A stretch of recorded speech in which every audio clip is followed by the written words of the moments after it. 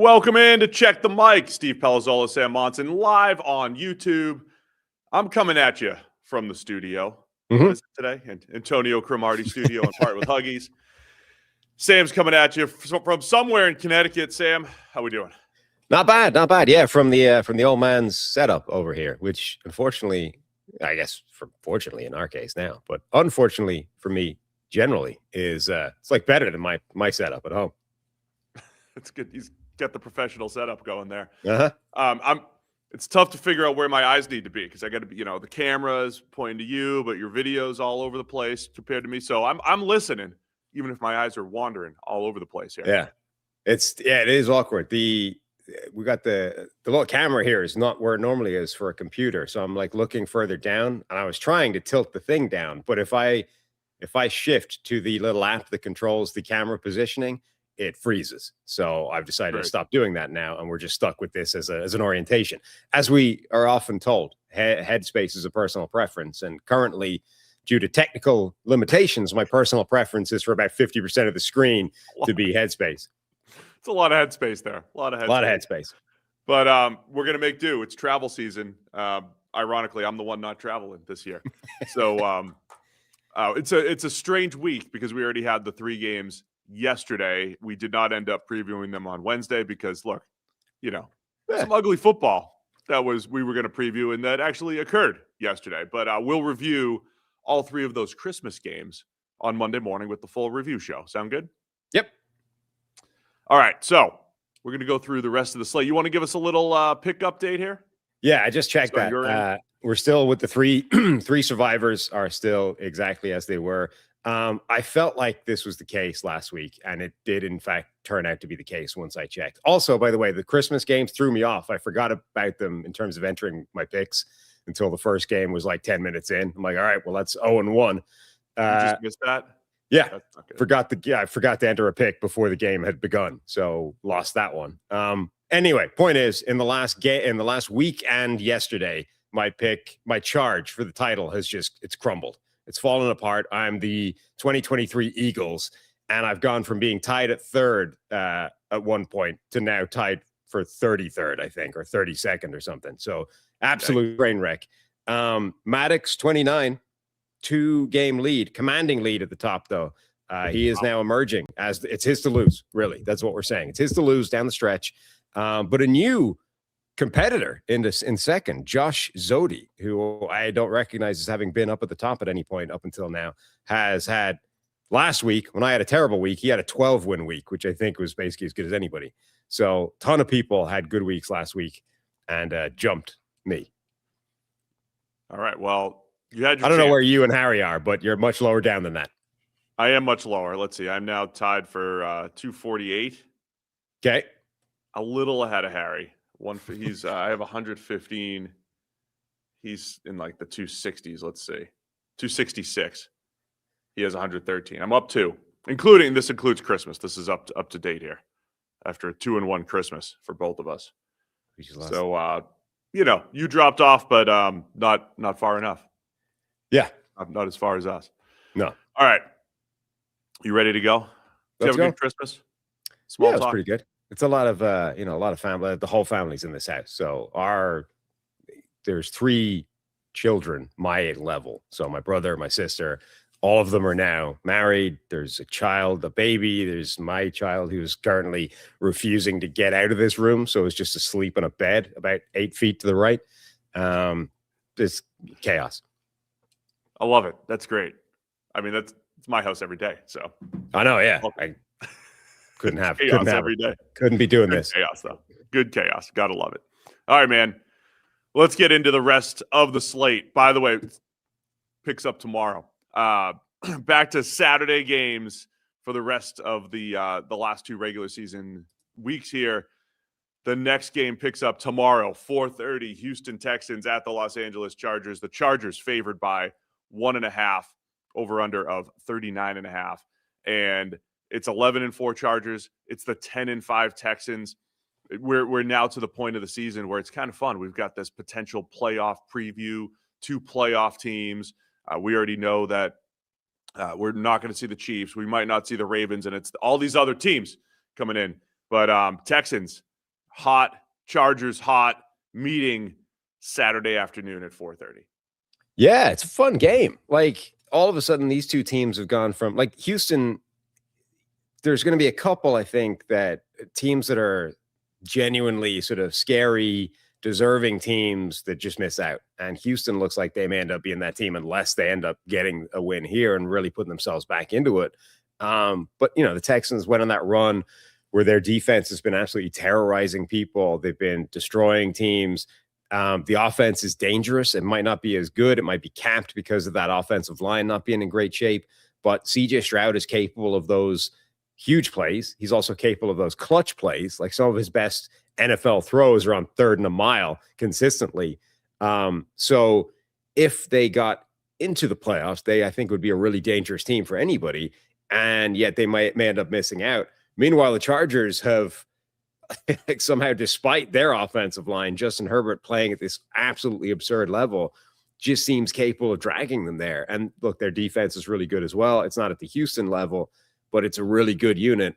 And like overall, this is a really fun matchup. And I think of it like a playoff game, even though like one of these teams is missing out.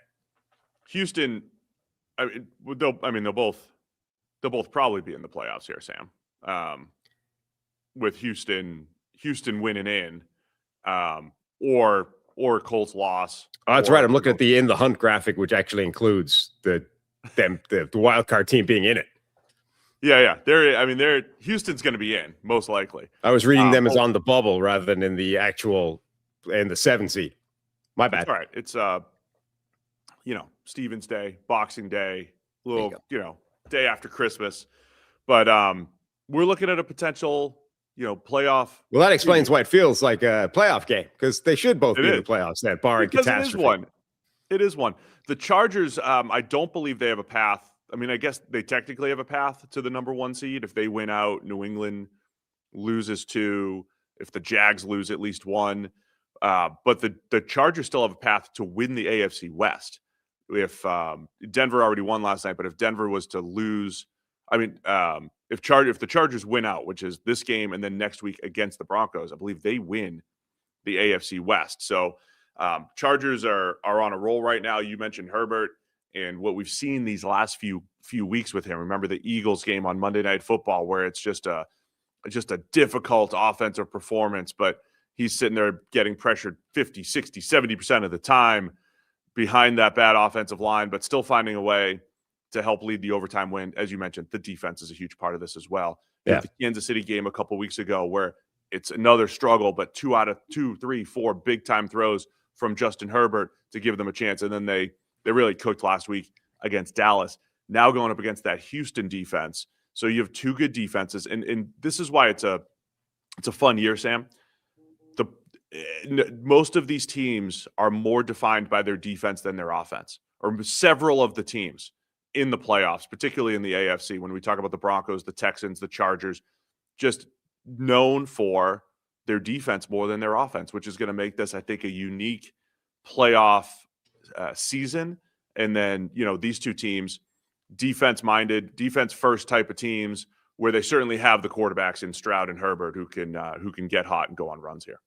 Yeah, people are going to be complaining about the playoff field just because it's missing a bunch of big-name quarterbacks, but I honestly feel like these are fun teams to be in the postseason. Like it's a nice change-up where, number one, a lot of the quarterbacks we're left with, they may be less proven, but I don't know that means they're worse. I mean, Justin Herbert, I genuinely think, has a strong MVP case this year. So, and he's always had a subsection of people that have been like, Justin Herbert is as good as Joe Burrow. He's as good as any of these quarterbacks that you want to put in that top tier of passers. And now he's playing that way. Like now it's unquestionably Justin Herbert is in the top echelon of any quarterback that's playing this year. Trevor Lawrence, okay, less sample size, but in the last month, Trevor Lawrence is playing at that level as well. CJ Stroud, definitely less proven, less track record than that. But as we said, that track record of coming up clutch on 3rd and long in fourth quarters, in 4th down situations. Like this is a fun collection of teams that are maybe being driven by defense or other areas of the team, but it's not like that means they don't have high-level quarterback play. Like, they just don't have a guy who's, a multiple-time MVP playing his best football, or, a guy already working on a legacy. They've just got somebody relatively new, or is relatively new to playing at this kind of level. But these guys have pedigree. I mean, Herbert was a high-end prospect. CJ Stroud was the number 2 overall pick. Trevor Lawrence was being talked about as a generational quarterback prospect. It's just that these guys are all finally kind of putting it together now. I think for both teams too, looking at what CJ Stroud has done for the Texans in that passing game, I think the pass game has been inconsistent. They've shown flashes over the last month or so of what they're capable of. And again, I just think Herbert is getting the job done. As we've harped on this offensive line thing forever. When we saw the Chiefs last night, Christmas night, with 5th and 6th string offensive tackles, we saw them right before Mahomes got hurt with like 3rd string, first NFL start type of offensive tackles. We know how detrimental that can be to the offense. That's been the Chargers really since like week 4 with replacement level offensive tackles, and they've still managed to have these games where they run the ball effectively. I think that's going to be the key. The Chargers with Marion Hampton, they've done a nice job with the run game in recent weeks, and I think that might be the key here against Houston. I think it's going to be telling for the Chargers. Every time we talk playoffs, every year, we're like, hey, here's this weakness that this team has had all season. This typically comes back around playoff time. And when a team loses and we go back and we say, hey, why'd they lose? Oh, man, that O-line or that pass rush or whatever that thing was that kept popping up during the season. It popped up in the playoffs. That's why they lost. This is like a sneak preview, I think, of can each of these teams win in the playoffs? Houston, it's been inconsistent offense, trust their defense.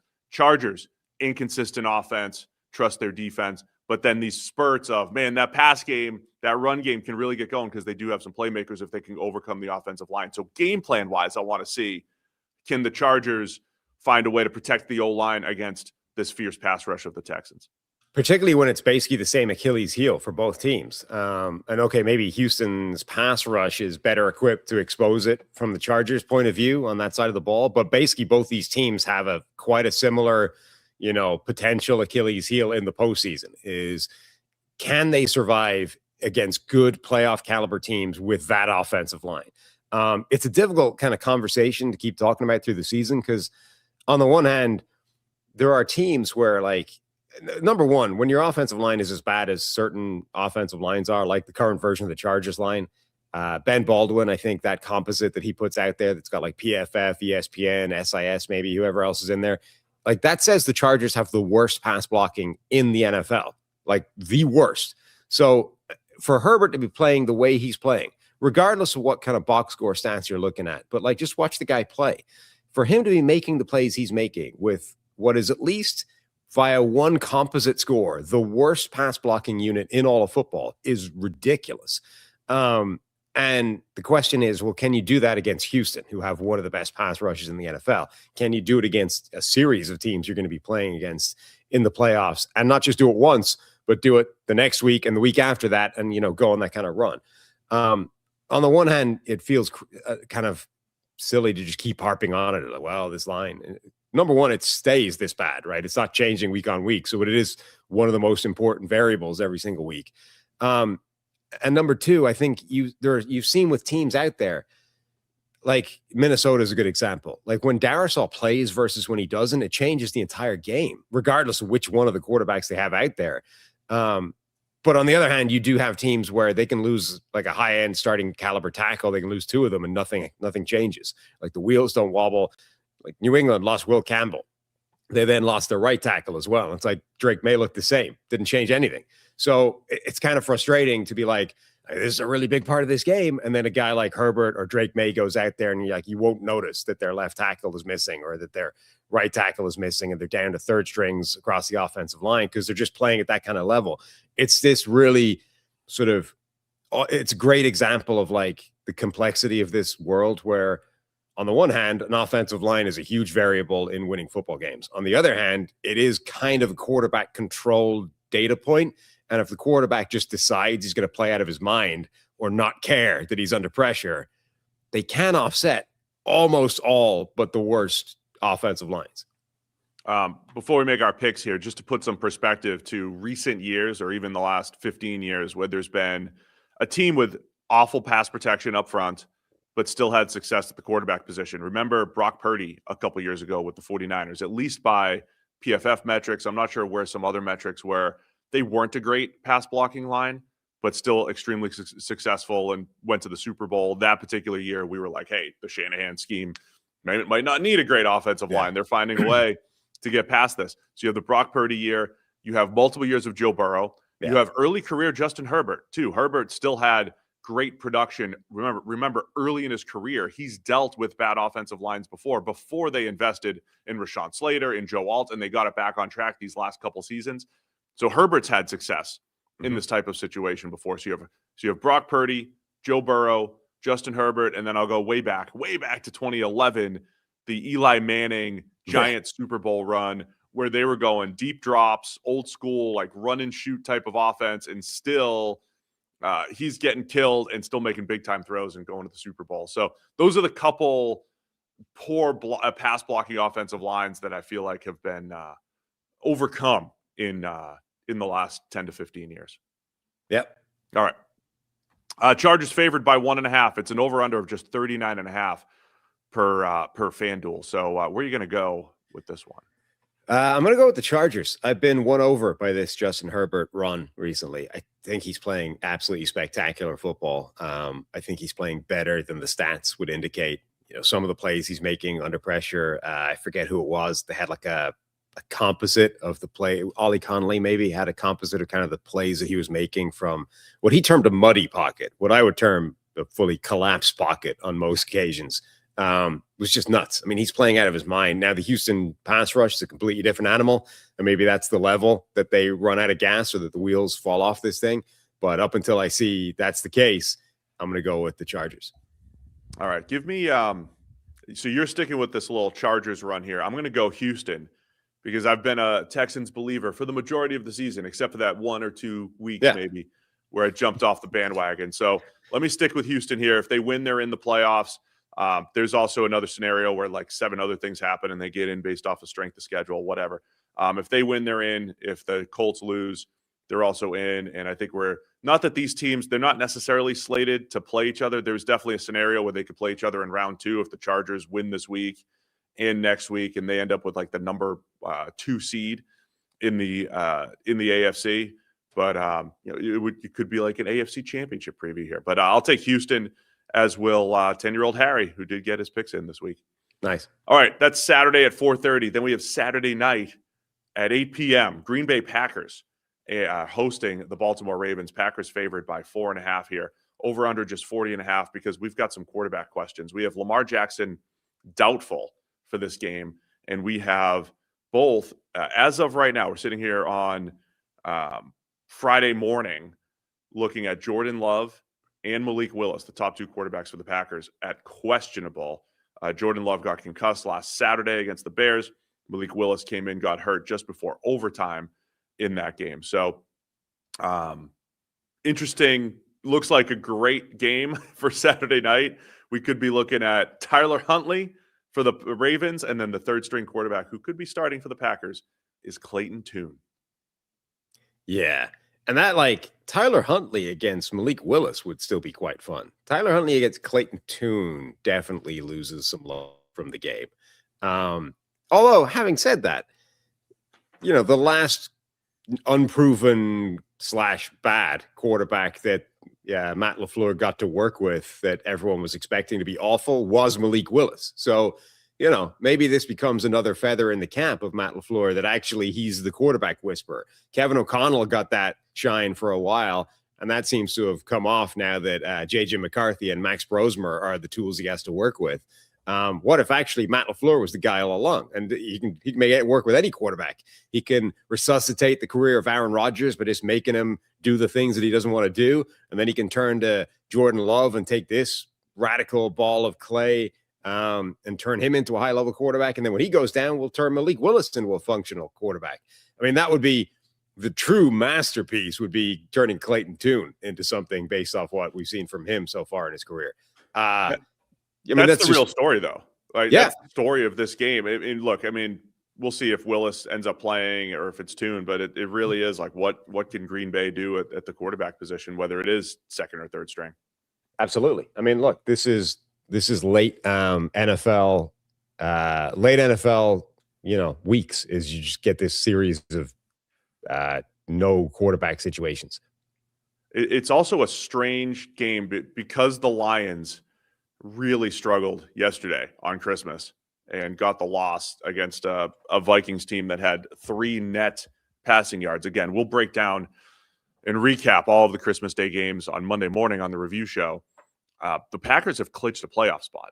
They're in already. They're 9-5-1. The 2 teams ahead of them, both in the NFC West, the San Francisco 49ers at 11-4. And by the way, do you know the Rams are the 6th seed as of right now at 11-4?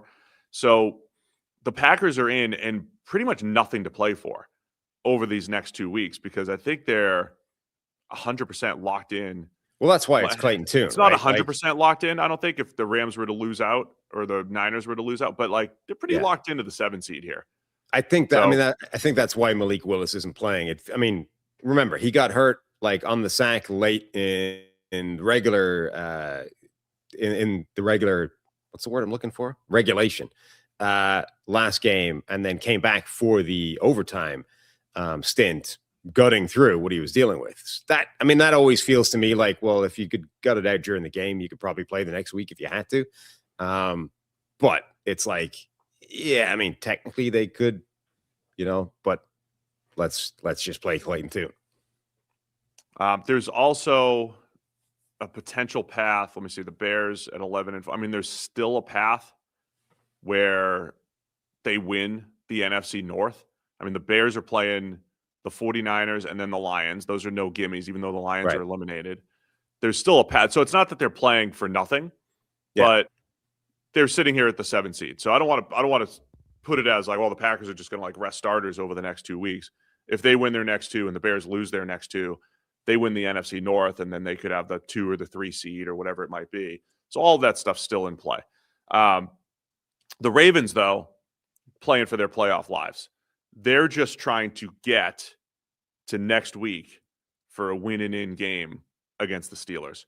That's after last week's loss. So the Ravens can't afford another loss. They're sitting here in a disappointing season at 7-8. They recovered a little bit after the early season lull, Sam, but never got over the hump and looked good. And now Lamar Jackson injured again for the second significant time, in addition to other times that he showed up on the injury report this year.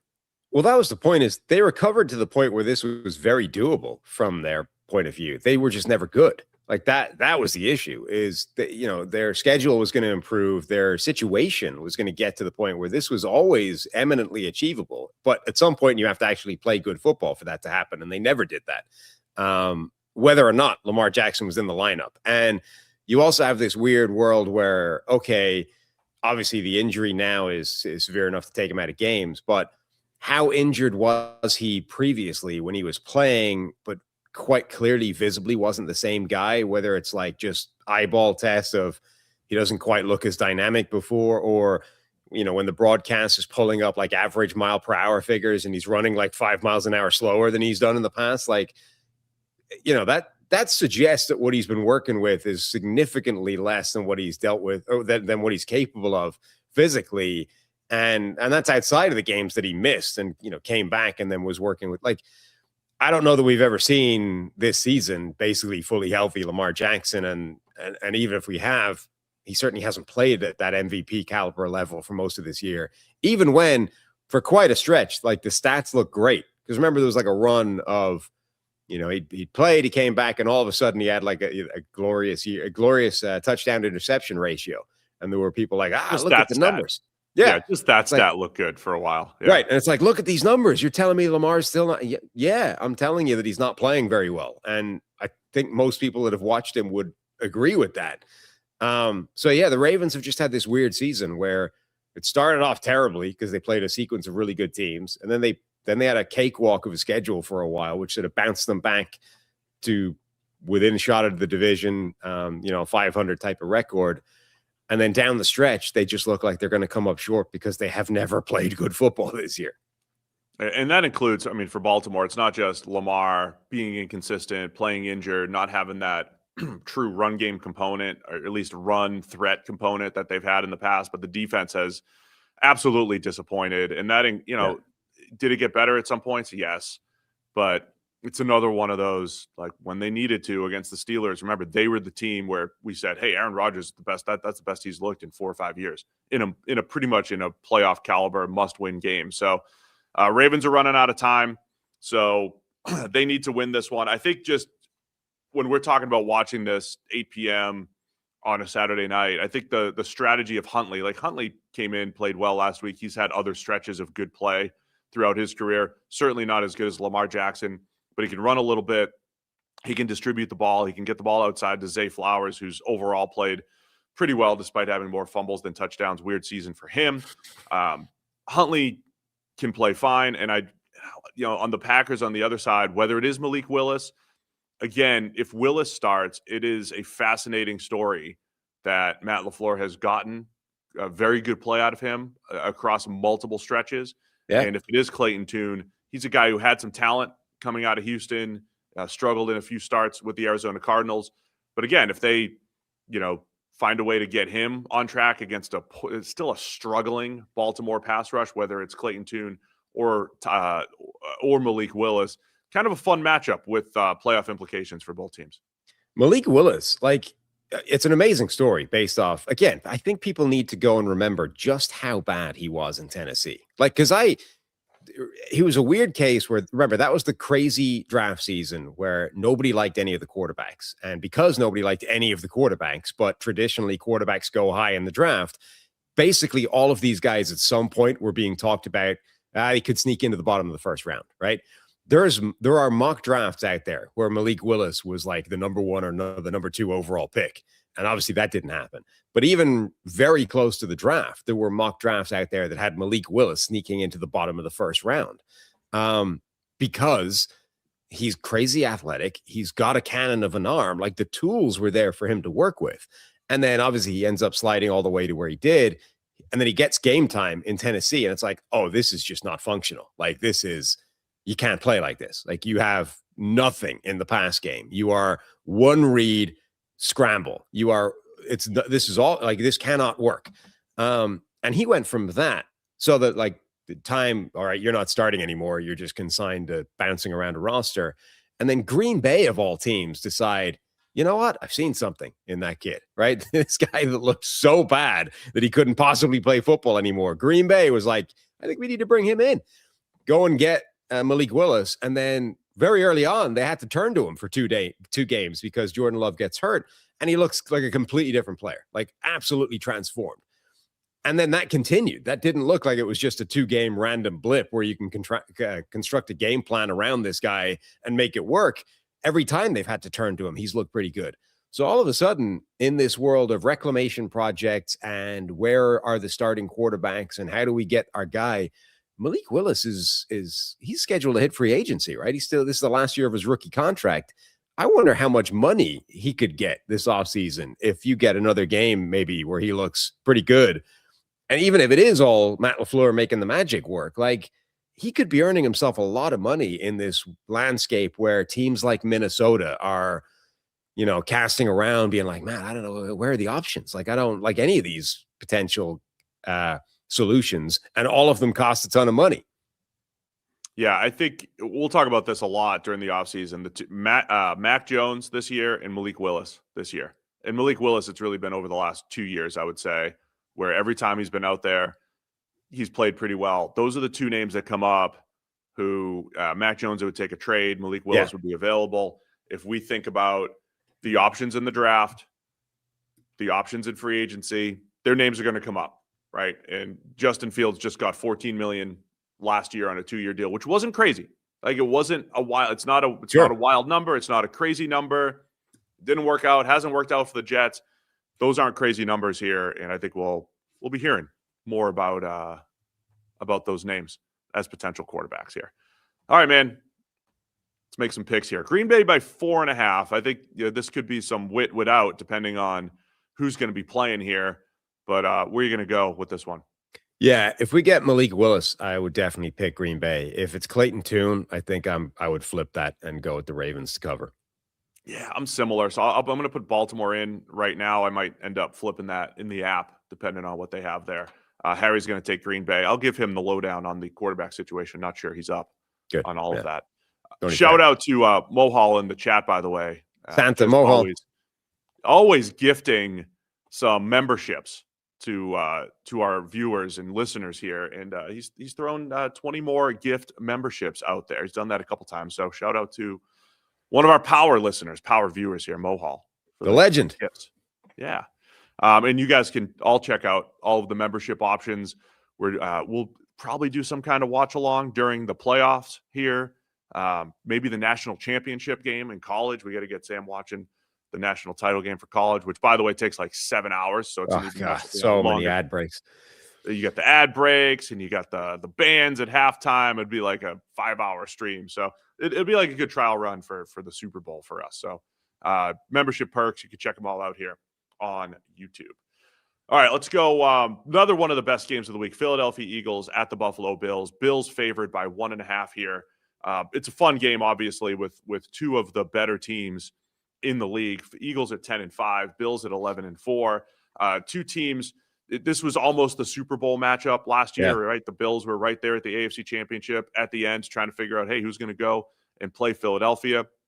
I think both teams this year showed more flaws than they did last year. Certainly the Eagles with their offense and inability to run the ball and their inconsistency, and then the Bills. Like if you listened to Bills fans or the sky is falling around Buffalo in the national media this year. Oh, they're this, they're that. It's like they're still 11-4 with all of that. And my oversimplification every week with the Bills is like, don't turn the ball over 3 times in a half.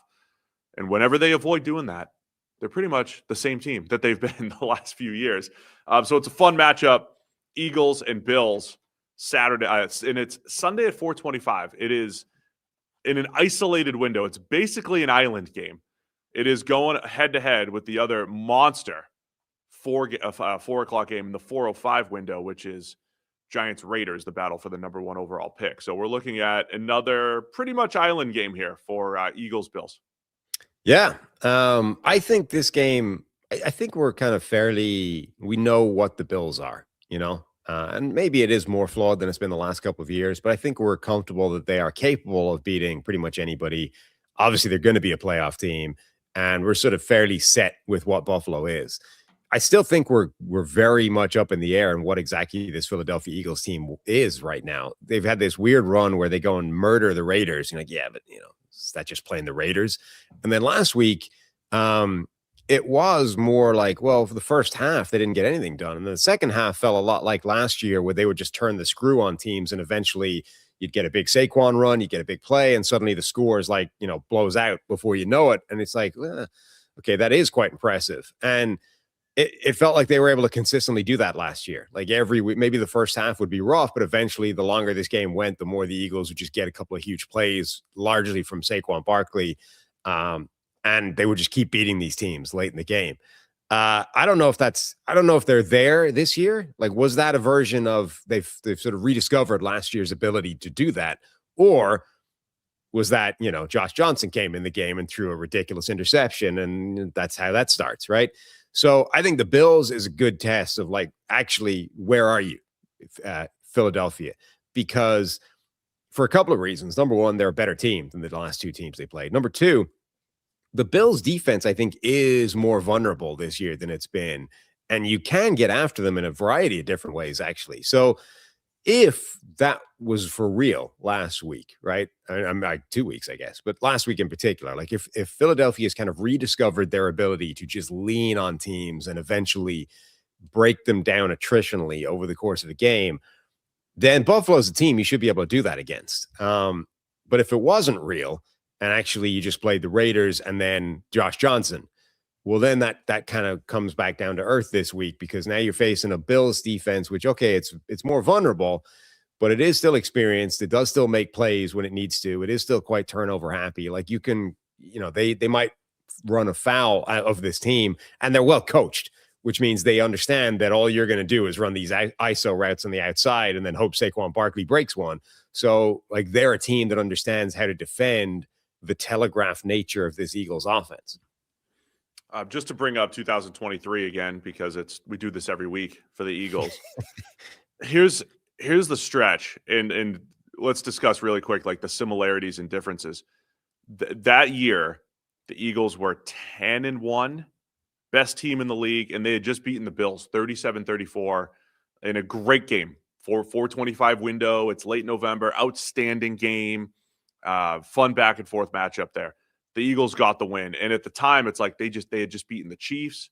They beat the Cowboys, who were really good. They beat the Bills. And then their collapse started. Remember, it was against the Niners. And they lose to the Niners 42-19. And it was like, man, maybe Kyle Shanahan just has answers to this Eagles defense. And then it was like, well, everybody has answers to the Eagles defense because the Cowboys got them, Drew Lock Seahawks. And then down the stretch, they didn't play any good teams the last few weeks when we kept asking ourselves, we might not go into the playoffs knowing if this Eagles team is going to be able to play against a playoff caliber team because they barely beat the Giants, who were awful. They lost to the Cardinals, who were not good. And then they lost to the Giants, right? And then resting starters. And they go into the playoffs, and it's like, man, they haven't been tested by a playoff team in over a month. And we have no idea if like momentum means anything. Does it mean anything going to the playoffs? And then they got whooped in week 1 by the Bucs and looked exactly like they did against all those bad teams. I say all that to say it's not a full 2023 collapse. I think the defense is the difference is this defense is still good, right? But now you at least get this test against the Bills. And while the Eagles, they already have the division locked up, again, all of the seeding, and we're in a strange spot where the playoff spots are mostly locked up in both conferences. But the seeding is still wide open, right? There's any number of scenarios where the Eagles could be up to 1, they could be 2, they could be 3. So they're still playing for something. But I think it's an important game for them. Yeah. To at least a test against the Bills, which, next week they're going to play the Commanders with their second or third string quarterback again.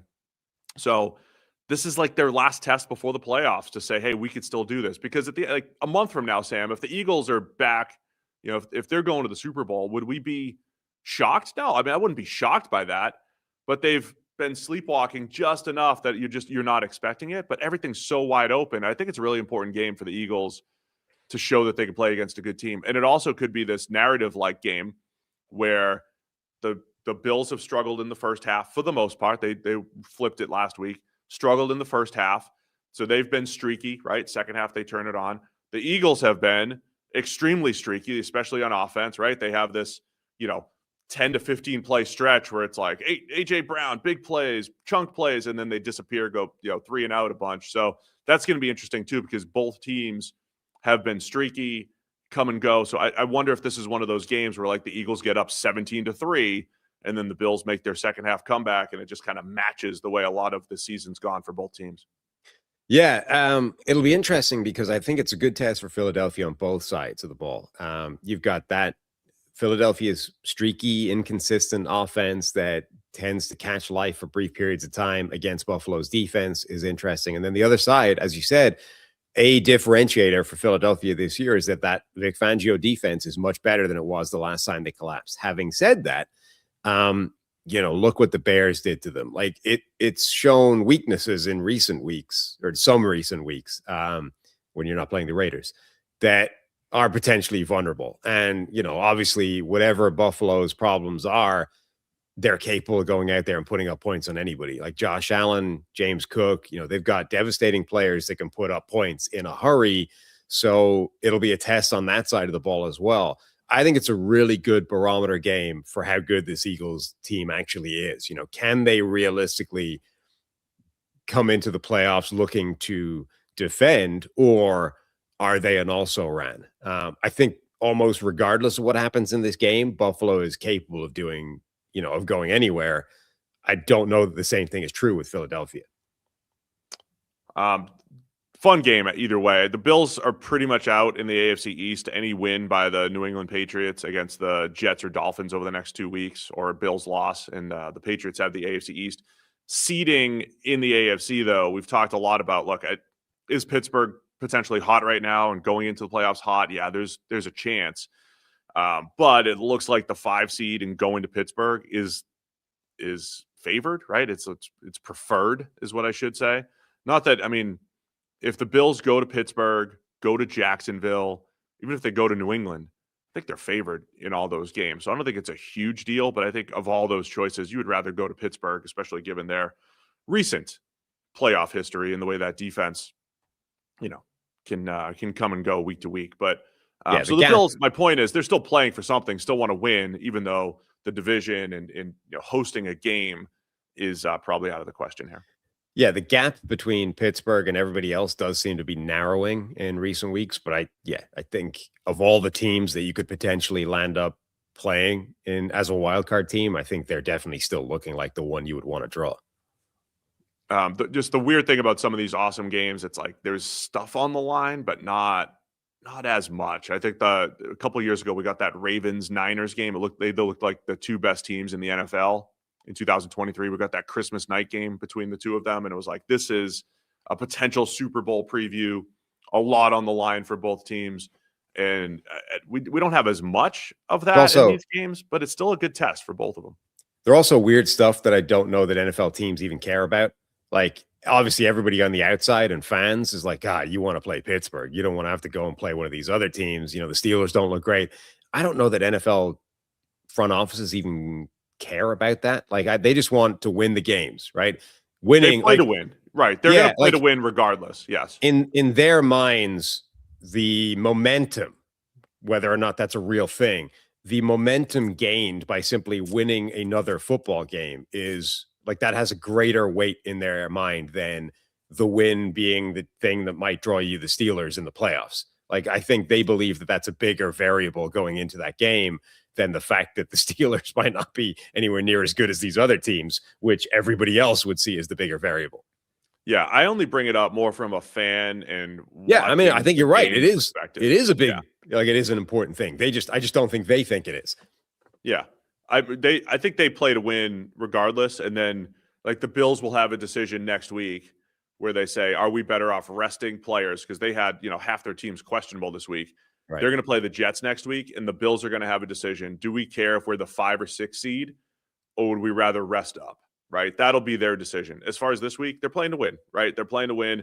From a fan perspective, it's a little more fun when there's a lot at stake, whether it's the division, the number 1 seed. Like, when there's a lot at stake, it's more fun, and there's some at stake, but there's not a lot at stake in a lot of these games because they're already all in the playoff picture, and a lot of it's already sorted out. So anyway, what do we got? Bills by 1.5 here. Over under just 44.5 per FanDuel. Where are you going to go with this one? Go with the Bills. I have more faith in that than the Eagles. Yeah, I'll take the Bills as well. I think that the underneath pass game for the Bills against this Eagles defense is going to be a fun watch. I think the Bills could probably get the run game going, though. I think both teams have a chance to get the run game going. Eagles might be able to get Saquon back on track, shorten the game a little bit, but I'll take Buffalo to get the win. Harry's going to take Philadelphia. A game with a lot at stake here. Sunday Night Football, Chicago Bears at the San Francisco 49ers. Niners favored by 3 here, over under 52.5, because the Niners haven't punted in weeks here. They have the Niners snuck up on us as all of a sudden, they're not just all of a sudden 11-4, because they've been winning games all year. Yeah. But now doing it in emphatic fashion. Brock Purdy, number 1 in EPA per play by whichever EPA per play measures you're looking at, some of them at least. And offense is moving the ball. Defense still giving up their yards and everything. But the offense sneaking up on people. It used to be just Mac Jones. Listen, really quick, Sam.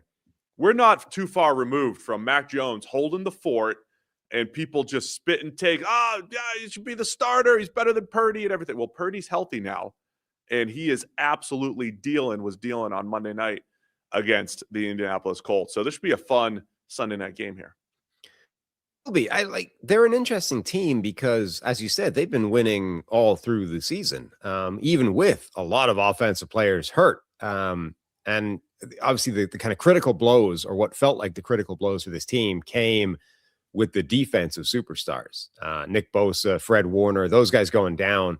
It's like, number one, they're going down for the season. They're not coming back. And number two, they're way thinner on that side of the ball. Like, you can't afford to lose those guys. They are the defense. Whereas you lose an offensive player, you can make do with some of the other offensive players and you can get by because that side of the ball is stronger. So they've been winning all these games and keeping themselves in this great position. And then that translated to wrapping up a playoff spot, even, with multiple weeks out with the rest of that division. But they're in this weird spot now where I still believe that the lack of Fred Warner, the lack of Nick Bosa, I do believe that those are critical defining blows to the defense. And I think they're in that tough spot where you're not going to know what that does until you get to the playoffs and you meet, this sequence of good teams. Again, it's not the problem with the sort of analysis. Yeah, of course, they play some good teams during the regular season, right? Like, they've already played the Rams, who are a playoff team. They've already played the Seahawks. Like, half of them are in the division with them. So we do know that they can rise to the occasion and beat good teams, even with these guys potentially down. But the difference with the playoffs is, okay, but now you're going to have to do it in a sequence of, it's like a gauntlet, right? Now you've got to do it 3 times back to back to back and have it not be a problem in any of those games. That's where I think the concern rests with the 49ers. I mean, clearly this is a good football team. The offense, I think, is very good. Like, it's capable of spectacular. It's capable of being one of the best offenses in the NFL, which is, usually the case when Kyle Shanahan is the coach of the football team. But the question is the defense, and whether that's a question that really gets answered this week, or if it's just something that you need to, like, this team may go into the playoffs looking great with this lingering question mark over, can this defense survive basically for 3 straight weeks against 3 good teams? The Niners have won 5 straight, which includes wins over the Cardinals, the Panthers, which, again, they're leading the NFC South right now. But then the Browns, Titans, and then the Colts. The Colts was the most emphatic win because the Niners offense was just unstoppable in that one. But they gave it up a little bit against Phillip Rivers and the Colts. So I think that could be a bit of a preview there. Are they just destined for a shootout? But these last 2 weeks, like, the Niners have a path, I believe, to the number 1 seed if Seattle was to lose this week. If Seattle were to lose to Carolina, the Niners play Seattle next week with the division potentially on the line. I think they need the Rams to lose as well. Don't have every exact scenario in front of me, but they're sitting there at 11-4 at the 5 seed right now, which is another interesting spot because if the playoffs started today, Sam, the Niners travel to Carolina for week 1. Yeah. Whereas the Rams would go to Philadelphia for week 1. So there's a lot to play for the Niners, whether it's the 5 seed to play the NFC South winner, whether it is to, sneak the NFC West division title out there. But just like we talked about the other on the AFC, the Chargers and the Texans, and, here are these weaknesses that pop up in playoff time. The lack of a pass rush for the Niners is a factor, right? I mean, I heard Robert Saleh saying recently, hey, I don't care about yards. I just care about points and wins and everything, which is great coach speak. But usually when you can't rush the passer and you do give up a lot of yards, like, you can't always bend but don't break. You can't always just make sure that you make the key stop at the right time or force the key turnover at the right time. At some point that comes back to bite. And I think that's where it's going to be a challenge for the Niners. But we'll learn a lot these next couple of weeks against the Bears and then against Seattle next week. And then Chicago they continue to tick a lot of boxes, right? They're winning a lot of close games, but beating good teams. They beat Philadelphia. They beat the Packers. Spectacular fashion the other day. I love watching Caleb Williams in crunch time scenarios. So it's going to be an awesome Sunday night game and an unexpected one with the Bears and Niners this week. Yeah, it definitely feels like it could be a shootout. But just to put a bow on the Salah thing, I mean, he's right? Like, points is more important than yards and stuff, but they're giving up points as well. Like, it's not like it's working. This whole, hey, don't worry about the yardage thing, just focus on the points. It's like you just gave up a ton of points to OMR. The week before that, you gave up some points to Tennessee. Like, this team is the defense is breaking as well as bending. Now, maybe, the point is, where is the line there? I think, again, we're going to get a better idea for with these last 2 weeks, because Chicago is capable of putting up points. Seattle is certainly capable of putting up points. And, we said they're one of the teams that's in the bucket of, well, the 49ers have had to play them. They're in the division. I mean, the first time they had to play them was in week 1. So they had all the good players on defense, right? And they won that game. So we're going to get a better idea now going up against Seattle's offense. Now they don't have Nick Bosa. Now they don't have Fred Warner. Can you still stop a team like that? Because one of those teams you're probably going to have to play at some point in the playoffs. And yeah, it is interesting that both conferences are in this dynamic where, like, the 4 seed might stink, right? Or at least definitely appears to be the weakest of the 4 division winners, and like an actual target for a wildcard team to potentially take down, because you've got these wildcard teams with crazy records. And I think, both sides, I mean, Carolina or Tampa Bay, I don't think it matters. Like, whichever basically NFC West team at this point, that team absolutely wants to play that division winner, even knowing that Carolina beat the Rams in one of those weird games where a million turnovers and, things bounce their way. I think the Rams would kill for that rematch, as opposed to having to go to Philadelphia or whoever as a different alternative. From Chicago's perspective, I think there'll be opportunities in the pass game here.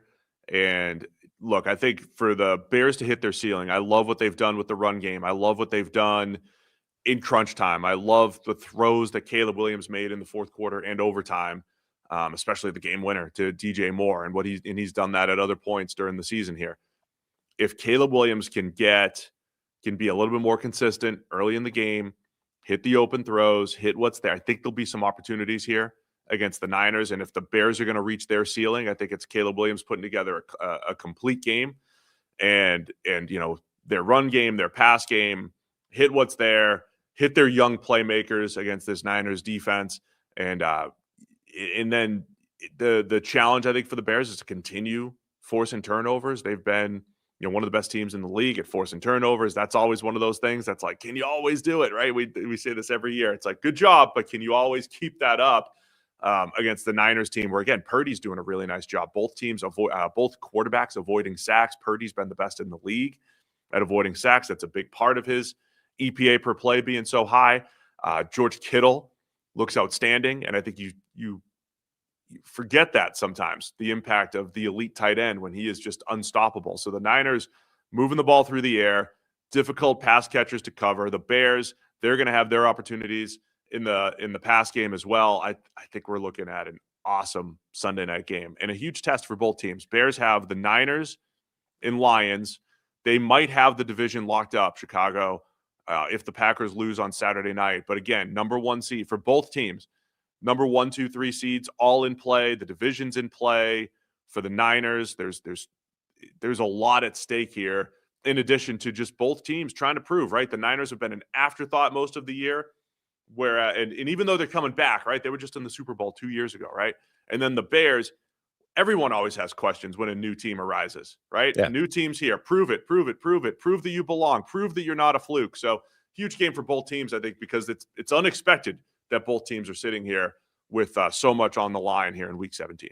And also because it's not kind of definitive. Like, this is the problem with games like last week for Chicago. It's like the comeback was the important thing, right? Getting the win, getting the victory, nothing else matters. But it was one of the more improbable victories you're going to find. Like, it was a game where Tom Brady referred to it as a game they had no business. Actually, I think it was Burkhardt, but the duo in the booth referred to it as a win that the Bears had no business in getting, right? Like, they were beaten, and then they found a way of snatching victory from the jaws of defeat. That's the more important thing, but it doesn't mean you don't factor in the stuff that happened before that. And the stuff that happened before that is they got almost all the way to being fairly conclusively beaten in the game and then found a way of digging it out. This is a game where you need to go and show that the first part of that is irrelevant. Like, okay, we just had a bad, rough, 50 minutes of that game, and then we dug it out in the last 10. The 50 minutes, forget about that. That was just, we weren't in the groove or whatever, and now we've got it back. they need to show that they can go out and just build on the win and forget about the stuff that happened before against a defense that they should be able to do that against, right? And hopefully they'll get some of their receivers back. You know, they've been missing multiple receivers through injury. That obviously doesn't help your offensive efficiency, but they need to go out in this game and show that Caleb Williams and this offense, that they can just go out and be good and win a game against a team that also has 11 wins and, you know, is looking to make the playoffs as well. And that they don't, you know, have a level, and maybe they can still beat those teams, but it requires like Caleb Williams late game magic to dig it out, you know?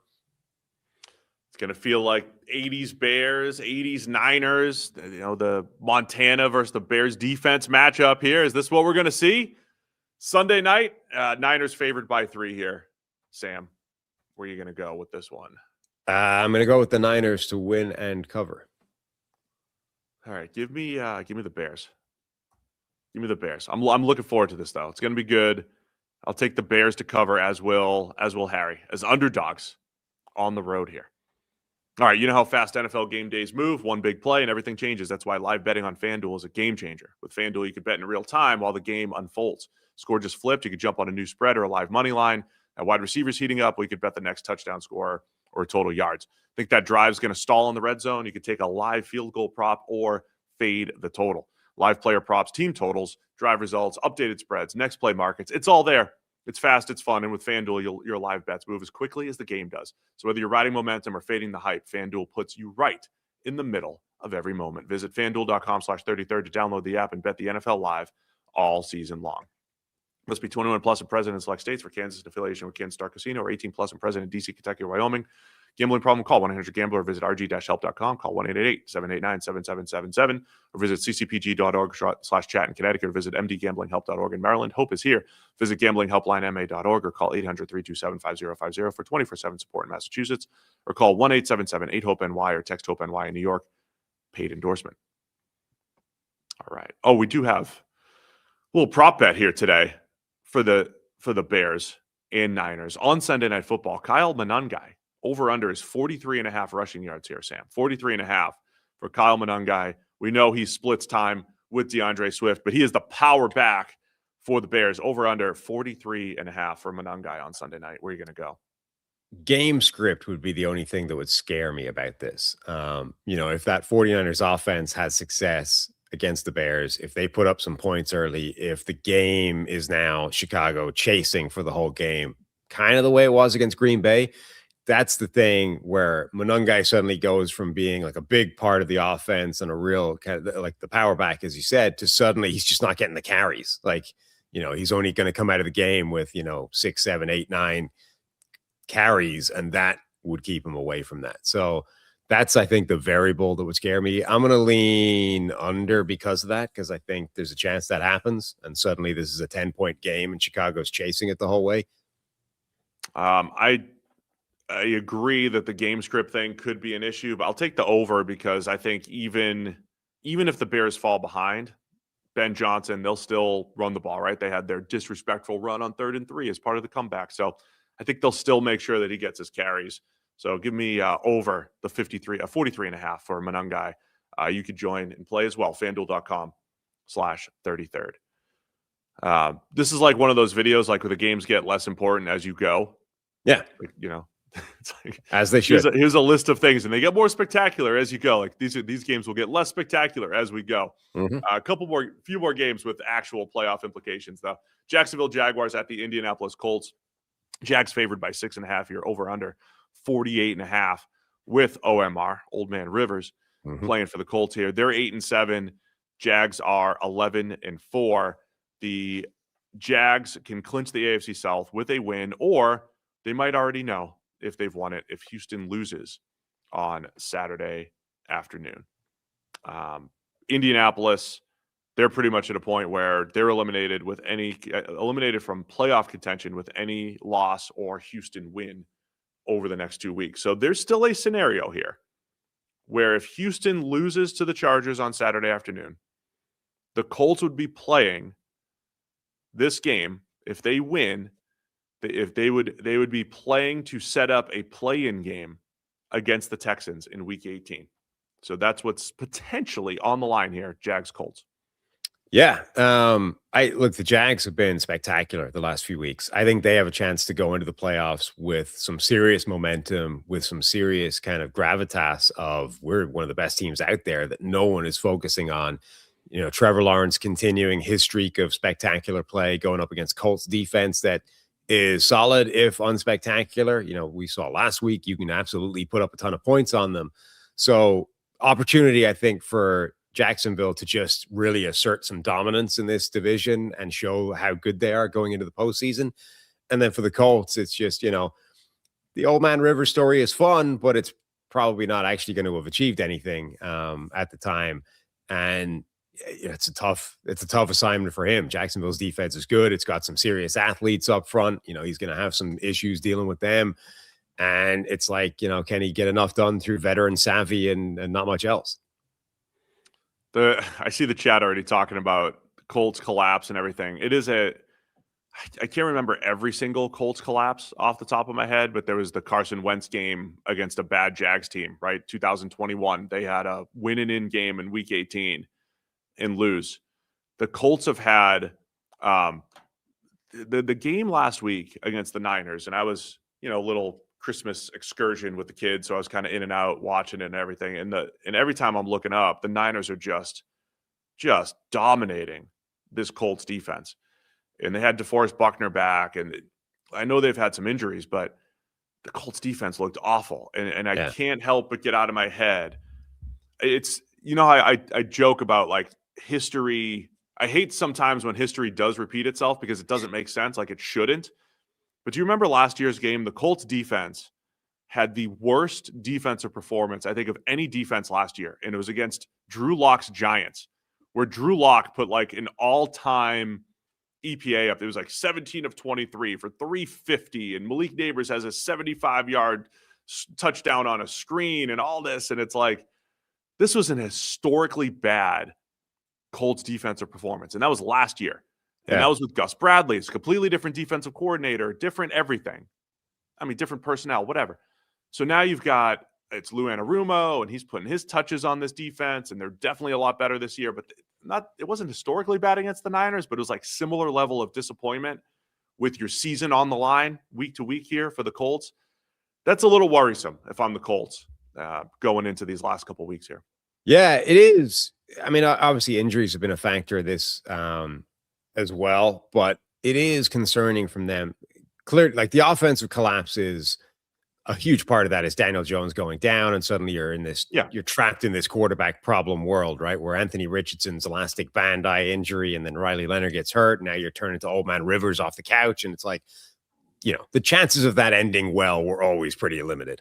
The defense, but lost in all that is that the defense has really collapsed in the second half of the season as well. It hasn't been nearly as good as it was earlier in the year for, as you said, the second year in a row. I forget who said this, but there's that history just repeats itself over and over again. And somebody said that, look, history doesn't repeat itself, but it does echo, or it does rhyme. Sorry, was the term. It rhymes. So it's not an exact repetition, but it sounds like last year, right? That's where the Colts are. Is obviously it's a different scheme, it's a different coach, it's a bunch of different personnel. So it's not repeating a year ago, but it does sound a lot like last year. Like the things you're describing were the same either way. And I think that's the concerning part for them is they've gone on this run, and some of it can be explained by the quarterback going down, but why did that affect Lou Anarumo's defense the way it seems to have? Or why is Lou Anarumo's defense just coincidentally fallen apart the same way as the offense has fallen apart? And unfortunately for Indianapolis, it does seem like this team that looked like one of the best teams in the NFL for the first half of the season is not even going to make the postseason. Like the collapse is going to be so clear that they've fallen completely out. And maybe Brock Purdy's just awesome. And, they played well. The defense has been hit or miss the last few weeks. They played really well against Sam Darnold and the Seahawks in the first Rivers game, where it's like, all right, they kept it really close to give Rivers an opportunity to try to make the comeback. They did give it up a lot against the Jags a few weeks back, though. 36 points. There was a safety in there as well, but that was part of Trevor Lawrence's hot run here. So just from a Colts perspective, interesting dynamic where, like, I'm not expecting a lot from the Colts given all the situation, the fact that they have pulled Rivers out of retirement after 5 years, and I see all the discourse. I mean, I just want to touch on it quickly because, you're online and it's like, man, what's wrong with this? Can you believe the NFL's QB development problems that they're pulling Phillip Rivers out of retirement? And look how great he is at reading coverage and this and that. And it's like, truth in all of this. Like, I don't think Rivers coming in has anything to do with the NFL's QB development process. They think he's better than their third string, 6th round rookie who was injured. That's it. Who was also banged up, right? And it's not like Rivers was literally just like sitting on the couch and not doing anything. Like, he knows the offense and there's a history there, and he almost came back 2 years ago. He runs the offense. Like, yeah, he's buddies with Shane Steichen from the time where they were together in San Diego. And he literally runs the guy's offense in his high school team that he's coaching. So, like, he's in constant contact with the guy. Like, this is the thing. He's uniquely positioned to, like, just walk off the couch into this offense and know 100% how it works. Like, that doesn't normally happen. Like, you would in any other situation, like if Shane Steichen was just a different head coach and they'd called up Old Man Rivers, I mean, I'm sure he could do it, but, like, it would not be the same. He wouldn't like be completely in tune with this offense and know exactly how it works. Like, there would be some teething trouble there. And that may be where you'd get a better idea of what this should look like, dragging a guy at 44 off the couch. So that part's true, right? Uniquely qualified. It has nothing to do with, man, the NFL is really failing quarterbacks left and right. I think, as we've said many times over the last couple of years, I think there's more starting caliber quarterbacks in the NFL, players that you would at least say clear top 32 quarterbacks in the NFL than there were a decade, 10 to 15 years ago, whatever it might be, where it's like, man, I only feel good about 15, to the point where the old NFL, anytime anybody showed anything, like what Mac Jones did this year, teams would be flipping 1st and 2nd round picks for that guy. Oh, Mac Jones, you showed something. Here's a 1, take it, because we don't have any options, right? I think there are plenty of starting options in the NFL right now. On the other hand, when Rivers has come in, is it cool that he plays differently and everything? Sure. But has he been good for a 44-year-old who hasn't played in 5 years? Absolutely. But it hasn't been necessarily good overall. First half was really nice against the Niners, but, throws a pick 6 late. And at some point, it's a challenge playing with that type of arm strength. It just is, no matter how, ahead of the game you are mentally.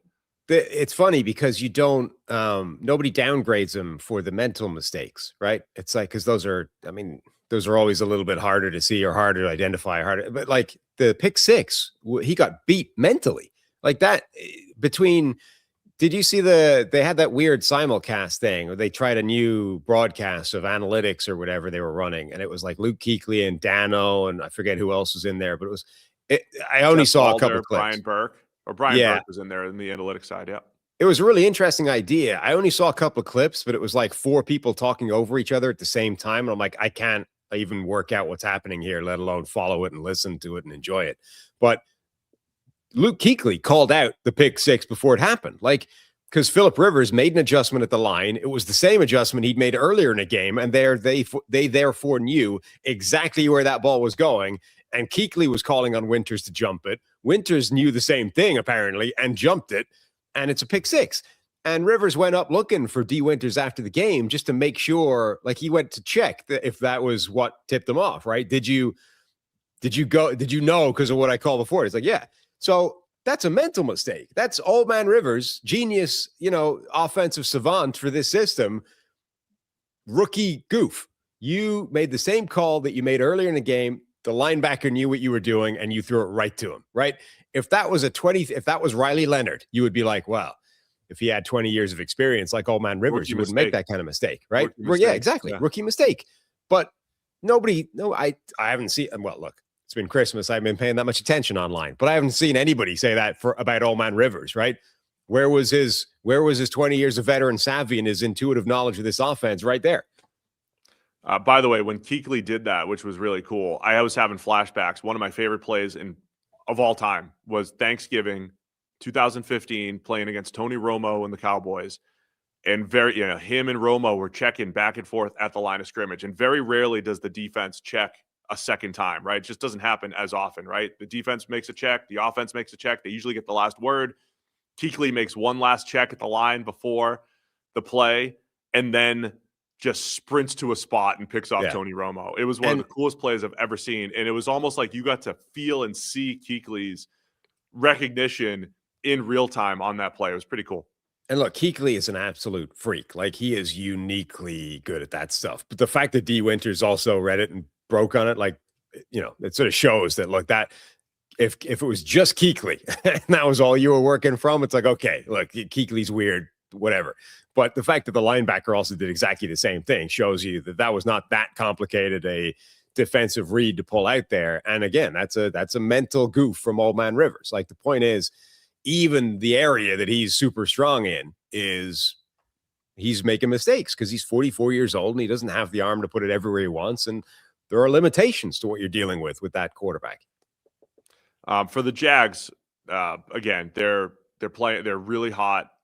Lawrence, is this the best stretch of football of his career? Like, we've seen other good stretches, but he is playing extremely well right now. There's a certain confidence about his play as well. It's not just like the stats are good or he's making good throws. It's the way it's happening, right? It's like under pressure, it's scrambling, it's rolling to his left and making plays on the move. Things that he would do once or twice a game, and he's just doing it more consistently. It has coincided with Jacoby Myers being there. It has coincided with just all of their playmakers besides Travis Hunter, essentially. Yeah. A plethora of playmakers where every week you don't know who's going to get 6, 7, 8 catches, but you just know Lawrence is going to spread the ball around. They're going to mix in the screen game, mix in the run game. Offense is cooking right now, and they do have this opportunistic turnover heavy type of defense against Phillip Rivers, so that's going to be an interesting matchup on that side of the ball. There is a scenario where I believe if the Jaguars, Broncos, and Patriots, or I don't know if it's the Jaguar, yeah. If every team's 13-4 at the end of the season, the Jags could be the number 1 seed here. So there's still they might have the division locked up if the Texans lose on Saturday, but there's always seeding. The 1, 2, or 3 seeds still technically in play here for the Jags. Yeah. I mean, regardless of seeding, obviously the 1 seed is something to chase because the bye. But regardless of the other seeding, I mean, I just think this Jacksonville team right now it's being slept on as a true force right now going into the postseason. I mean, they look really, really good if Trevor Lawrence continues to play at this level. And they're the contender that no one's focusing on. All right, man. It's Jags by 6.5 here. Sunday, 1:00 in Indy. Where are you going to go with this one? Yeah, I'm buying into the hype. The hype I'm creating. Jacksonville to win and cover. You're hyping it. Give me the dome, playing on the road. I think Indy's got a better shot here, but I'll take Jacksonville. I'll take them to cover the 6.5. Let's go Seattle Seahawks at the Carolina Panthers. Seahawks favored by 7.5 here, the number 1 seed in the NFC at the moment, going up against the Panthers, and their win one, lose one type of season with next week, the more important game for Carolina, but they could clinch the NFC South with a win and a Bucs loss. So they've got a lot on the line here, as does Seattle, trying to cling to the number 1 seed at 12-3.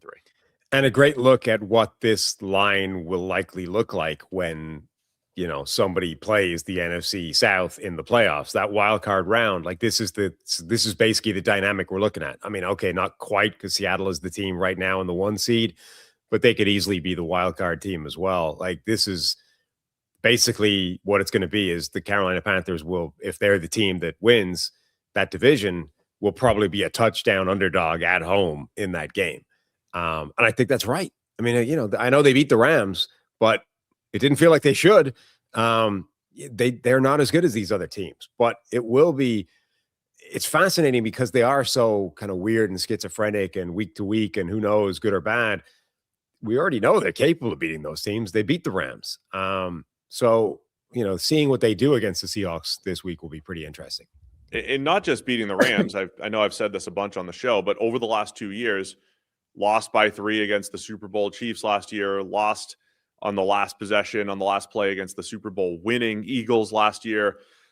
It is one of those games where the Panthers are playing some of the shortest games in the NFL. They're in the top 3 as far as fewest offensive and defensive drives. So every single week they shorten the game, and then, hey, can Bryce Young pull out some fourth quarter magic? And that the formula's worked, like, to get them to this point, right? To overachieve. The defense isn't great. The offense isn't great as far as snap for snap every single play, but they shorten the game. And then every single game you go back to the Panthers, it really is. I know you could do this for a lot of teams, but when they've lost, cluster turnovers. When they've won, third and fourth down conversions. Not just conversions, but like fourth down, 40-yard touchdowns. Third down, 4-point plays, right? In the red zone, like last week, the scramble drill play for Bryce Young. So if they can do that again, shorten the game, survive Seattle's defense, which is going to be a little upset coming off last Thursday. They got smoked by the Rams. They cracked down in the fourth quarter. They got smoked by the Rams, though, for the most part. They got beat up. Run game, pass game, they got beat up. So that's a big game for them. Seattle looked like one of the better defenses in the NFL, and they, for 3.5 quarters looked awful. But if the Panthers can survive, they've got a chance to do it again with Bryce Young, who's got more fourth quarter comebacks than any other quarterback over the last 2 years right now. Just kind of crazy. It is. They're the classic story of when you are a touchdown plus underdog. How do you win games like that? You win with the high leverage plays. You win by, if you're not going to be as good, efficient down to down, you can offset that by keeping a drive alive on third down, or by going for it on fourth down, just keeping a drive alive, period. And they did that against the Rams. Like, there were turnovers, but they also got all those crazy high leverage plays to bounce their way. So that's the type of thing you need: turnovers, or the type of plays that keep drives going and don't effectively turn the ball over, just by kicking it away later in the drive. And we know, again, they're capable of doing that. They can run the ball well. Like, Rico Dowdle is banking up last season, looking really good. Chuba Hubbard's a really nice complimentary back. Bryce Young is a sneaky threat to run the ball as well. Not as a design carrier, but on those scrambles to keep a play alive and just get over the first down marker. They can run the ball. They've got some weapons on offense that can make big plays, whether it's Jalen Coker being the guy that can beat man coverage, whether it's their rookie Tedero McMillan making a couple of big plays. That, like, they've got enough to work with on that side as well. And then their defense is capable as well. Like, you've got a couple of big playmakers there between monster, defensive linemen and Derek Brown, or J.C. Horn, Pro Bowler J.C. Horn now, who's, he's had games where he's taken over and made some spectacular interceptions. Again, those game-changing turnovers. So I think the line is right. I think Seattle should be heavy favorites for this game. But again, we know the Panthers are capable of winning games like this. Yeah, and I also think, to everything that you said, Carolina's ability to run the ball, again, shorten the game. I think they could have some success there. And I think defensively, the Seahawks are one of those teams that run the ball often, but not effectively.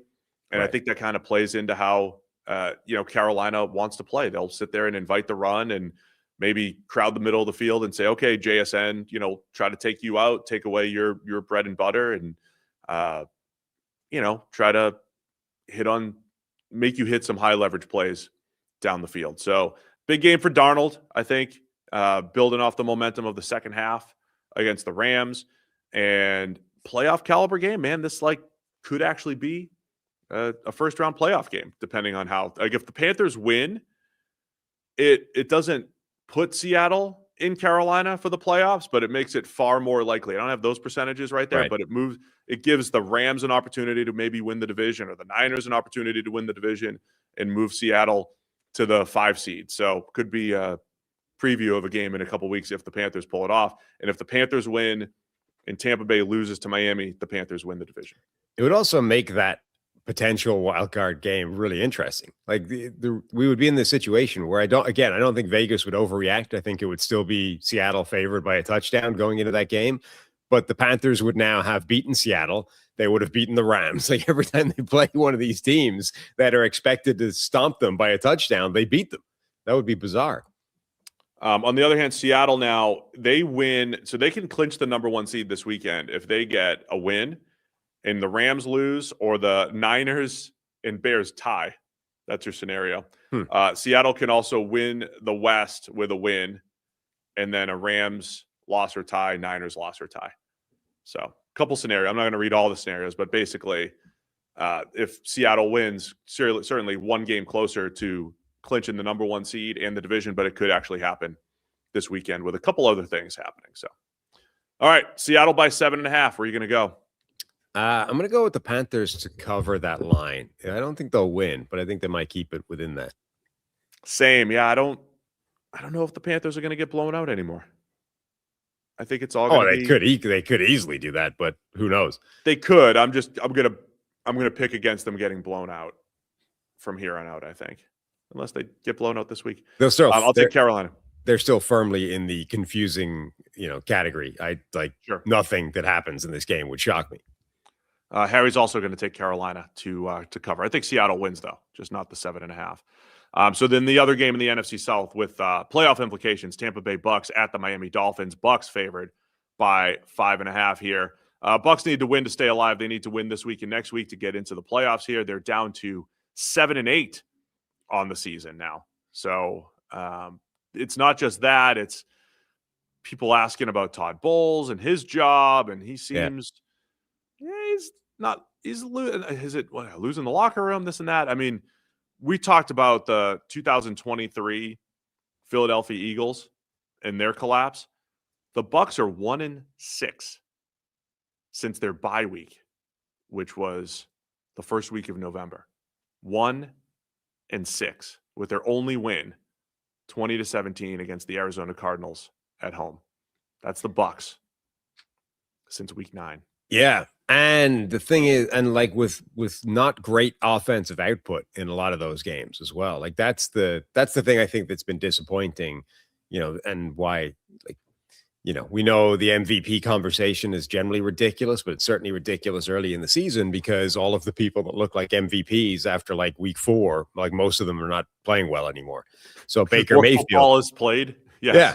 Like Baker Mayfield was being talked about as the early season MVP, and then Baker Mayfield right now is not playing particularly good football. And that's been a huge part of it. Like, obviously, when your quarterback, the most important position in the game, is not playing that well, like everything starts to be a struggle. And that's not to say he's not still making some big plays, and 3rd and 12, takes off scrambling, picks it up.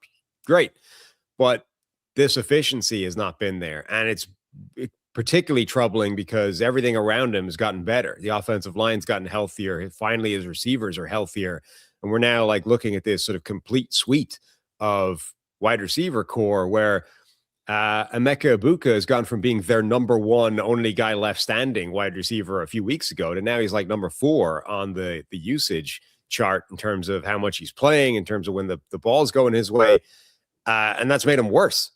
So man, they've upgraded with 3 different spots on the wide receiver group, and the group is worse than it was when they had nobody left except the rookies.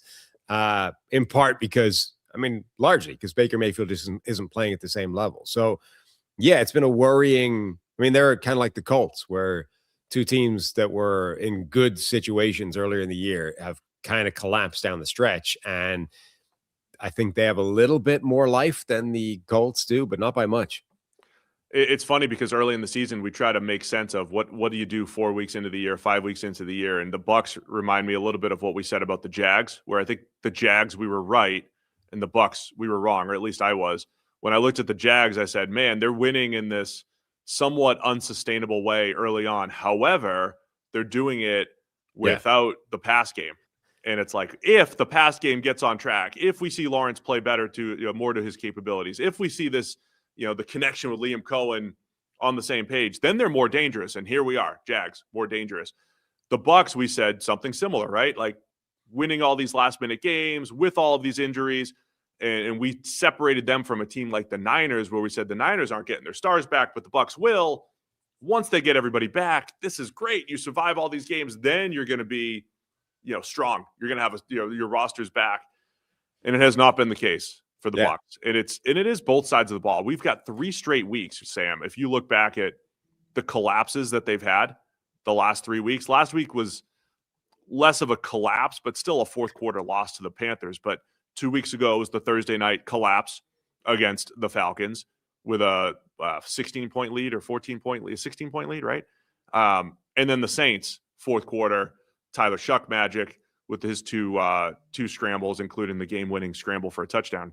So it's the defense collapsing and the offense just looking really inconsistent right now, despite having Bucky Irving back, Mike Evans back, Jalen McMillan back, Emeka Ibuka healthy, like having all these guys back. It's worrisome, I think, if you're a Bucs fan. And just the quality of the teams you're losing to. I mean, look, I know they're division games, and to an extent, the form book goes out the window, as the cliche says, when you play division games. But ultimately, if you lose against if you lose a 3-game run effectively against Tyler Shuck's Saints, the current version of the Falcons with Kirk Cousins at quarterback, and the Carolina Panthers team that is the one that you're trying to stave off to win the division. I mean, if you lose those 3 games, you shouldn't be a playoff team. Like, that's the reality of where the Bucs are. And yeah, the confusing element of it is they were winning via some unsustainable ways earlier in the season. But the one thing none of us ever anticipated was, what if Baker Mayfield gets like 6 different guys back healthy to his offense and gets worse? Like that. I mean, that just never computed as a possibility. And yet that's where we are right now, is that they've gotten 3 separate wide receivers back. They've gotten their 2 best offensive linemen back. And somehow the totality of all of that is a net loss relative to where they were earlier in the year.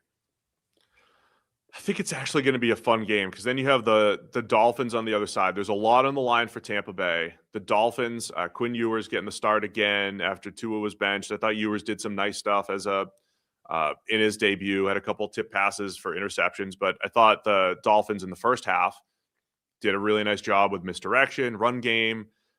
So they're dangerous in that respect. And then their defense, though, all season, it's been not just hit or miss, but I mean, awful early. Yeah. Signs of life in the second half, to the point where, Dan O and some other people like, don't sleep on the Dolphins until, they played good teams and then you sleep on them.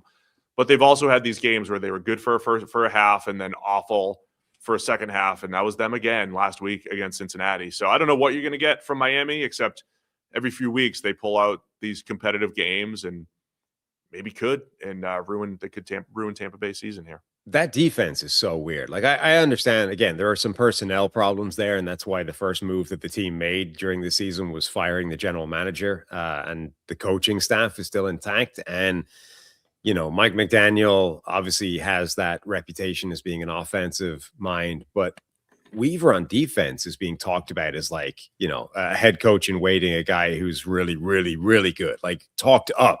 And yet the defense is awful. Like, when it's bad this year, it's terrible. And yeah, they then have these stretches where it starts to play better. But it's amazing how bad it is when it's playing badly. Like, way worse than you would say, I think the personnel indicates it should be, because we've been talking all year about this defensive line that should at least be pretty good and consistently isn't. And even with, trading away Jalen Phillips at the deadline and stuff, you're like, there's still way more talent on this defensive line than is indicated by how badly they're getting wrecked on a weekly basis. So it's a confusing group where I don't quite understand why it's playing as badly as it is when it's playing badly. Like, there's more talent in the personnel than says it should be playing this badly. And normally that would lead you to say, well, obviously the coach is therefore terrible. But he's so universally talked up as a good coach that I feel like it can't be that either. So I'm confused as to what it is then. I don't know exactly what it is. I think you get a little bit of that Ravens derivative, which because you're getting some success with Mike McDonald and Jesse Minter, even though the Ravens themselves aren't having a ton of success defensively. Right. That's part of it. Jordan Brooks, you might be voting for All-Pro in a couple of weeks. He's been must watch every single week, hammer against the run. He's been fantastic this year. The one thing I'd keep an eye on is the corners, Rasul Douglas, Jack Jones. Baker will throw. He's a cluster turnover worthy play guy, Sam. So, and they're ball hawks in the secondary. So this is one of those games I feel like if Baker plays clean, Tampa Bay should be able to get back in the win column. We also could be looking at an historic Bucs level collapse where Bull's job's on the line. Like, there's a lot on the line here. So it's either, I think we're going to wake up Monday morning and have either, hey, Tampa Bay, they did their job. They set up this must-win game next week, this win-and-in game against Carolina, or Carolina's already in because we're talking historic collapse for the Bucs. I know that either or is probably going to happen, but Yeah. looking forward to Monday morning when that's what we're talking about. And like big picture reflections on all this, if it does go badly for Tampa Bay, I mean, there were people that wanted them last year to move on from Bowles to keep Liam Cohen, right? Like the understanding that Liam Cohen was a really good head coach in waiting and they had him on the roster and he was working wonders with Baker Mayfield. There were people that were like, to keep Liam Cohen, we need to fire Todd Bowles and elevate him within the building. And obviously they chose not to do that. And not only like if the Tampa Bay side of it goes badly and you're like, well, you had to fire Bowles a year later anyway, that's bad. But also imagine if this Liam Cohen Jacksonville thing continues on the same trajectory. Like all of a sudden, both sides of that look like the worst possible outcome for Tampa Bay. The line's 5.5 here for the Bucs. I do not trust either team, so I'm typing both teams into the document here as I pick. I don't trust Tampa. I don't trust Miami. 5.5 is a lot for teams that I don't trust, but where are you going to go with this one? Yeah, I agree. I don't trust either team. I hate this. So I think Tampa Bay should win, but I'm going to go with Miami to cover 5.5 and probably be wrong. I'll also take Miami, and Harry's going to take the Bucs. Pittsburgh Steelers at the Cleveland Browns. Steelers favored by 3, over under just 34.5 here per FanDuel. Steelers with the chance to clinch the division. They could already have it clinched. If the Ravens lose on Saturday, Steelers will have nothing to play for with the number 4 seed and the division locked up. If the Steelers lose and the Ravens win, though, we're looking at another play-in game next week, Steelers and the Ravens. I wonder if it will change anything for Pittsburgh if they have nothing to play for in these last couple of games, or whether they'll still throw it. Because, like, I mean, I don't know. Would you immediately, with Aaron Rodgers being 108 years old, would you immediately just throw him in bubble wrap the second you have everything clinched just to avoid, him stumbling down the stairs wrong and hurting himself? Or are you like, no, we're ticking up. It's working well. It's everything. Like, just keep him playing. I would rest him next week. It's funny because I really believe you hear that phrase time on task. And it's another one that just, it sounds like coach speak or even player speak, but what has changed the last few weeks?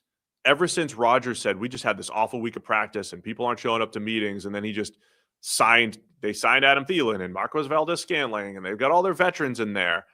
And all of a sudden it just looks like, hey, they're on the same page and they're practicing well. And I say all that to say, I think the reps matter for Rodgers.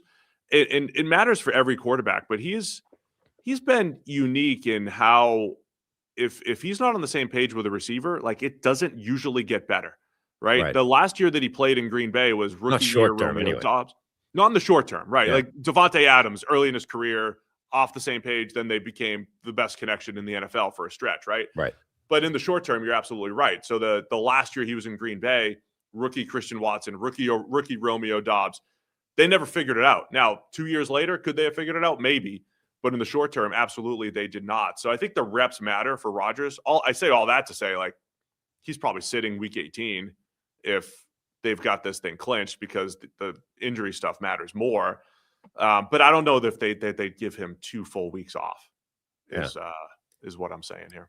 Obviously, they are now dealing without DK Metcalf for the last 2 games of the regular season. He got suspended for that altercation with the fan.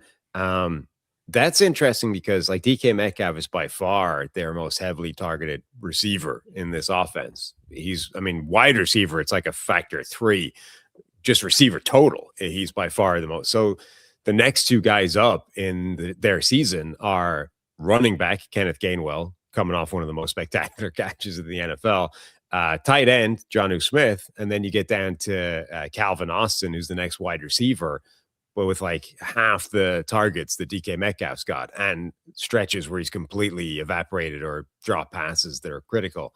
So what does this offense look like without DK Metcalf? Because it's had plenty of stretches where it's been anemic enough even with him in the lineup. You take him out completely. I mean, who does Rodgers trust to throw the ball to in that offense at that point? I also think they're going to, Myles Garrett's going for the sack record. Yep. The Steelers, It's another one of those things, like what's consistent across all quarterbacks. Well, the Steelers get rid of the ball very, very quickly every time they face the Browns and Myles Garrett, all the time, to the point where we always talk about, man, Myles Garrett just won most of his reps here and didn't sniff the quarterback at all because the ball's out. So quick passing game, screen game, and I think they're going to try to run it. I think they're going to run a lot with Jalen Warren and Kenneth Gainwell, and they've had some success with both of those guys on the ground, especially the 2 long runs that Warren had on Sunday against the Lions.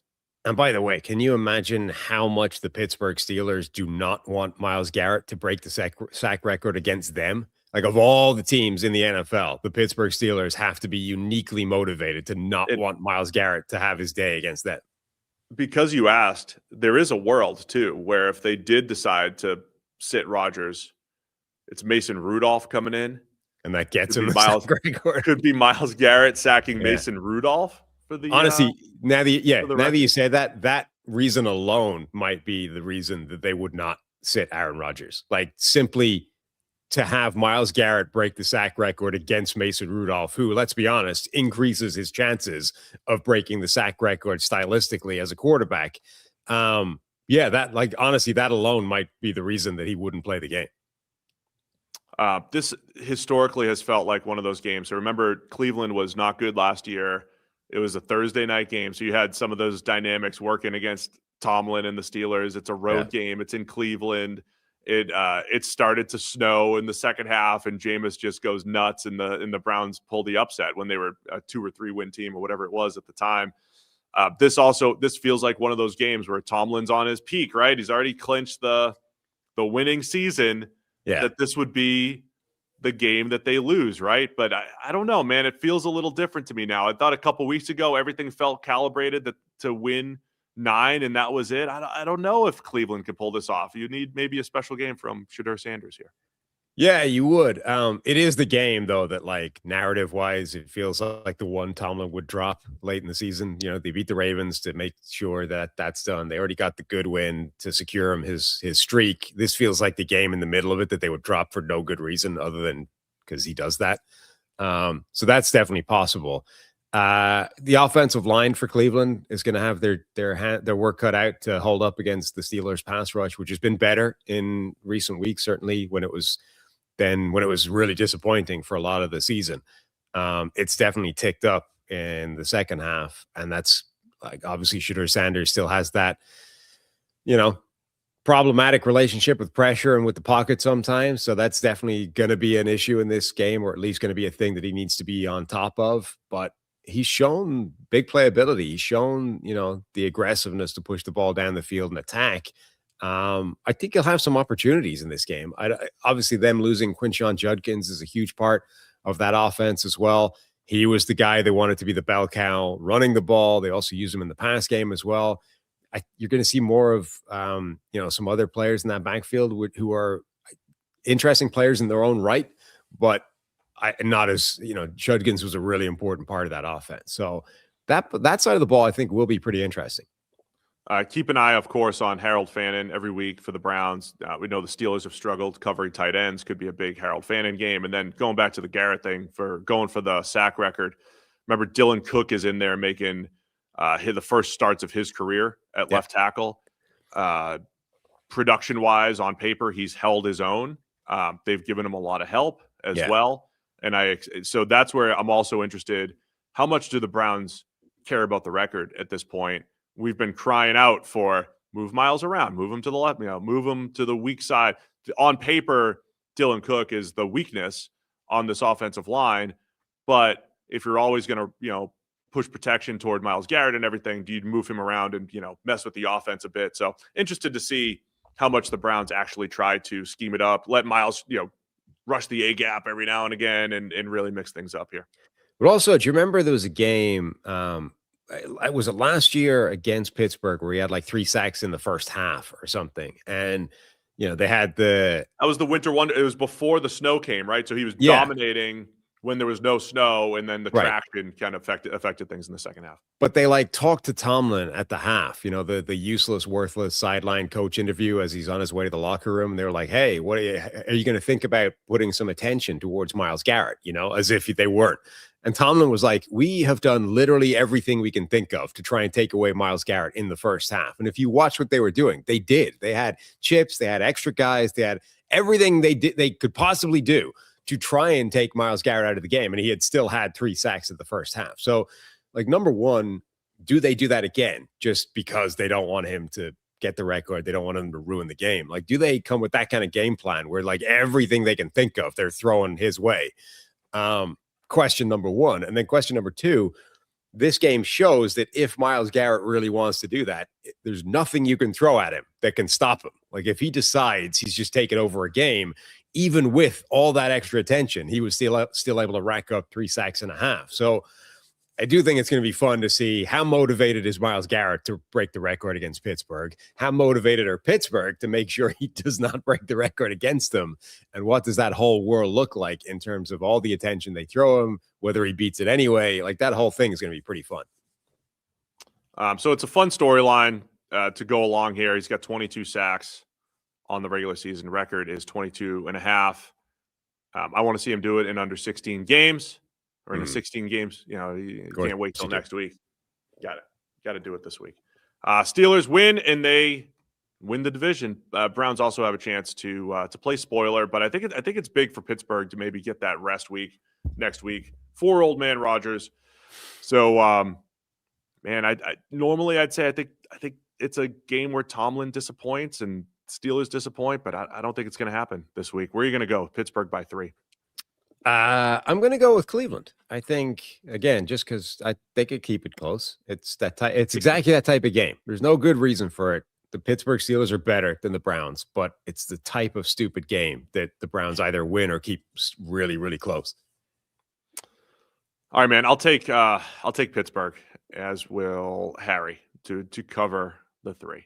Quick break to talk about our friends over at Root Insurance. Root Insurance believes that good drivers deserve better rates, so they've created a new kind of car insurance that rewards good drivers in an easy-to-use app. Traditional car insurance companies focus on demographics like age, zip code, occupation, and credit score to price your coverage. When Root offers a rate, your behavior behind the wheel gets more weight than any other single factor. They didn't use occupation or education level to negatively affect your rate. While you drive, Root gathers and analyzes data from your smartphone sensors, and after a few weeks, you'll get a car insurance quote based primarily on your driving. Save up to 44% off your initial Root quote after you take the test drive. If you need a tow truck, jump start, or you lock your keys in the car, Root will cover the help you need to get back on the road when you opt into roadside assistance. The Root app makes it easy to edit your coverage, update your policy, or file a claim in just 3 minutes. You can get started today at Root.com. All right, Sam, 5 more games which aren't as good or have. What's that? Yeah, they're not as good. Not as good. Fewer playoff implications. We'll touch on all of them. New England Patriots at the New York Jets. Patriots favored by 13.5 here. They do have a chance to clinch the AFC East with a win. The over-under 42.5 per FanDuel. 12-3 Patriots against the 3-12 Jets. Yeah. You would expect a routine beatdown by the numbers. I think last week was pretty important for the Patriots to show that they could bounce back and that they were still a really good team. They look good on both sides of the ball. The Jets, they're desperately just looking for the offseason at this point. Brady Cook does some fun things at quarterback, but I don't think you're ever getting out of the bad plays that he has. And there's probably going to be a couple of big turnover-worthy type plays in any given game, and that's the problem with him as a quarterback. But it's hard to see how this game is anything other than like a 2-touchdown line. Yeah, and then all season with New England, we talked more. I feel like we talked as much about their mental state as any other team, just because it's different for them, right? They haven't been. It's unique with the schedule. Like it is a cakewalk. Yeah, and so when they were going through playing easy teams, it's like, all right, you don't want to have any slip ups, and they didn't. And then when they came off the Buffalo game, and now in the last 2 weeks, coming off the Buffalo game, you've got the mental state of a second half collapse against a division rival. And then it looked like it may have affected them in the Baltimore game, but now they're coming off this exciting, 10-point comeback in the second half, 11-point comeback or whatever it was. So it kind of comes back to like don't mess up over the next 2 weeks. You get the Jets, you have the Dolphins, and then playoff time. So no more big tests. Just take care of business, win the East, get to the playoffs. They still have the number 1 seed on the line as well. And they just, at this point, don't slip up either in New York against the Jets or at home against the Dolphins.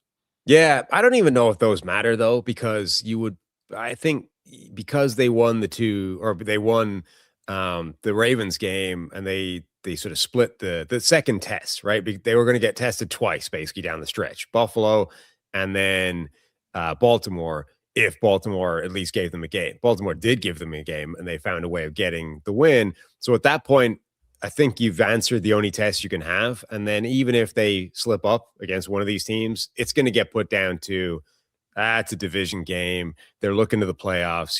They're not fully invested in this game. It doesn't really matter, right?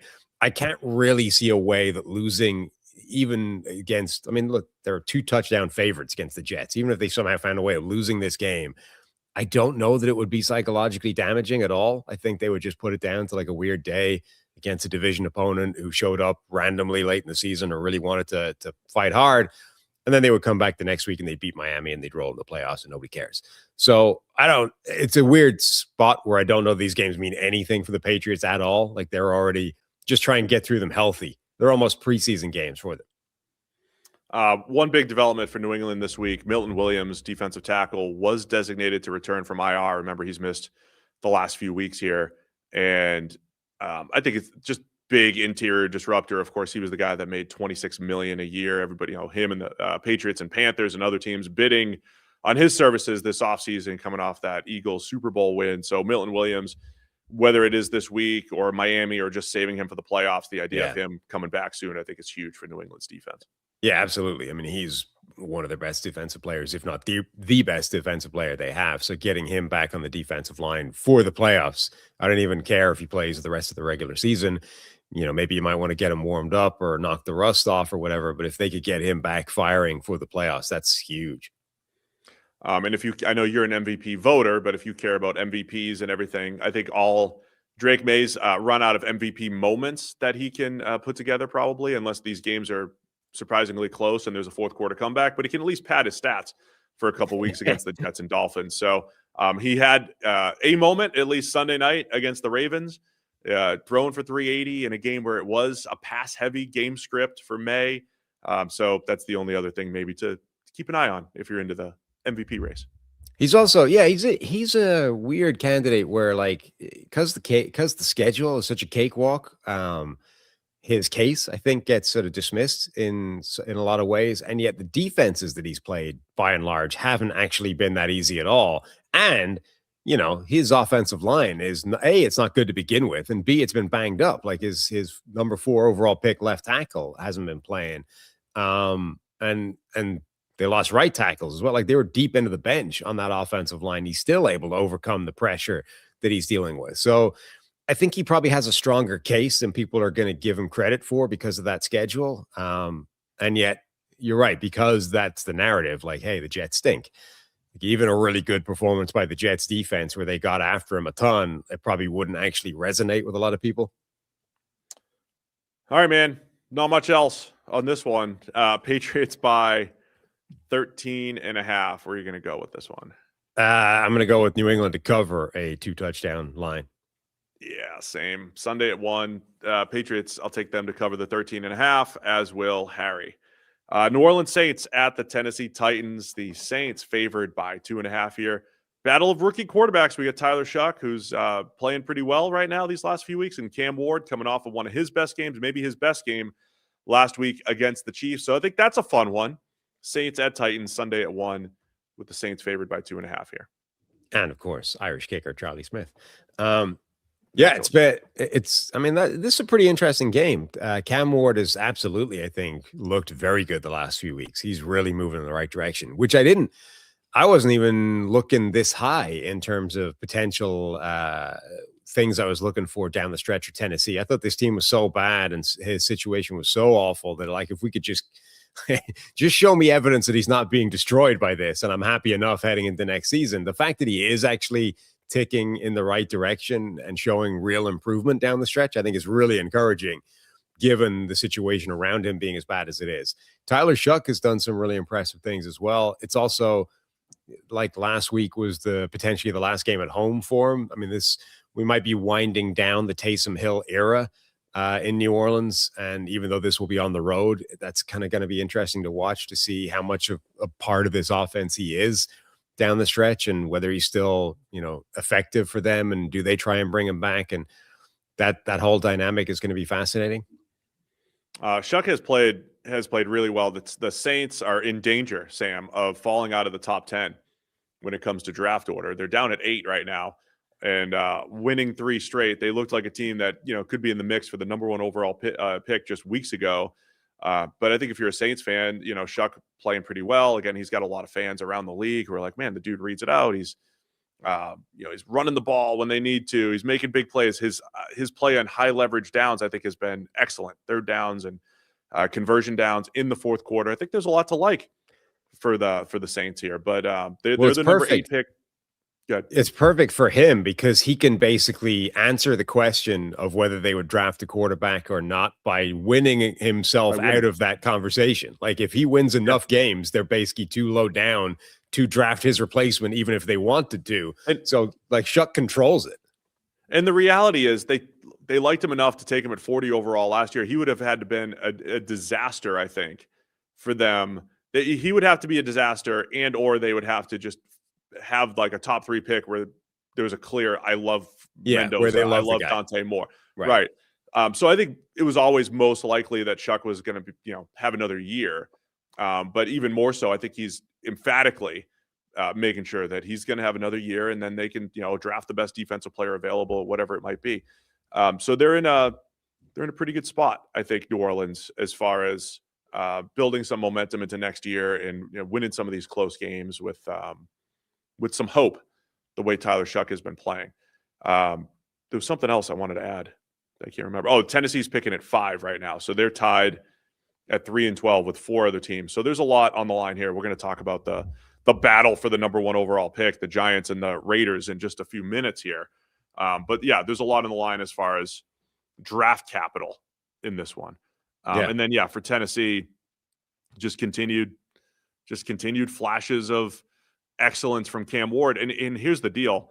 Because of what New England's doing this whole offseason, Sam, all you're going to hear is, well, the Patriots just turned it around in 1 year. Drake May looked pretty good with a bad offensive line, with bad playmakers. Like anybody can do it. It's like, well, not anybody can do it, but you're going to go into the offseason with some excitement for Cam Ward, some excitement for Tyler Shuck, and you say, hey, if we could just do a little bit more on the O-line, do a little bit more on the outside, maybe we could be that team that's taking that next step. And especially the Saints, where the rest of the NFC South, like, are the Panthers moving in the right direction? Yeah, but it feels like the South could be wide open next year, and the Saints could easily convince themselves with a good offseason they're right there in the mix.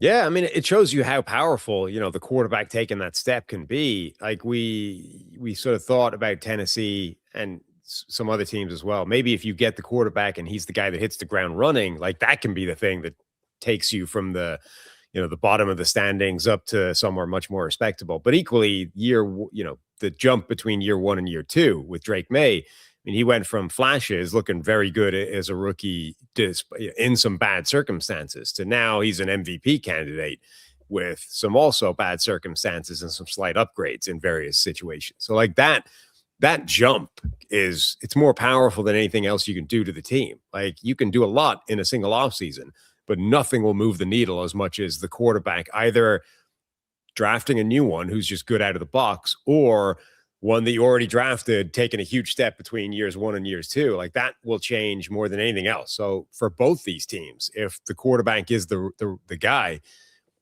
the next year it could be really fun. Also, just a good match. Like Tennessee's defense, they've been feisty. The Saints defense has been feisty. I think good play from their front 7 in recent weeks. Kool-Aid McKinstry playing pretty well on the outside for the Saints. I mean, both defenses, I think, have been decent in recent weeks. So they're good challenges for the opposing rookie quarterback.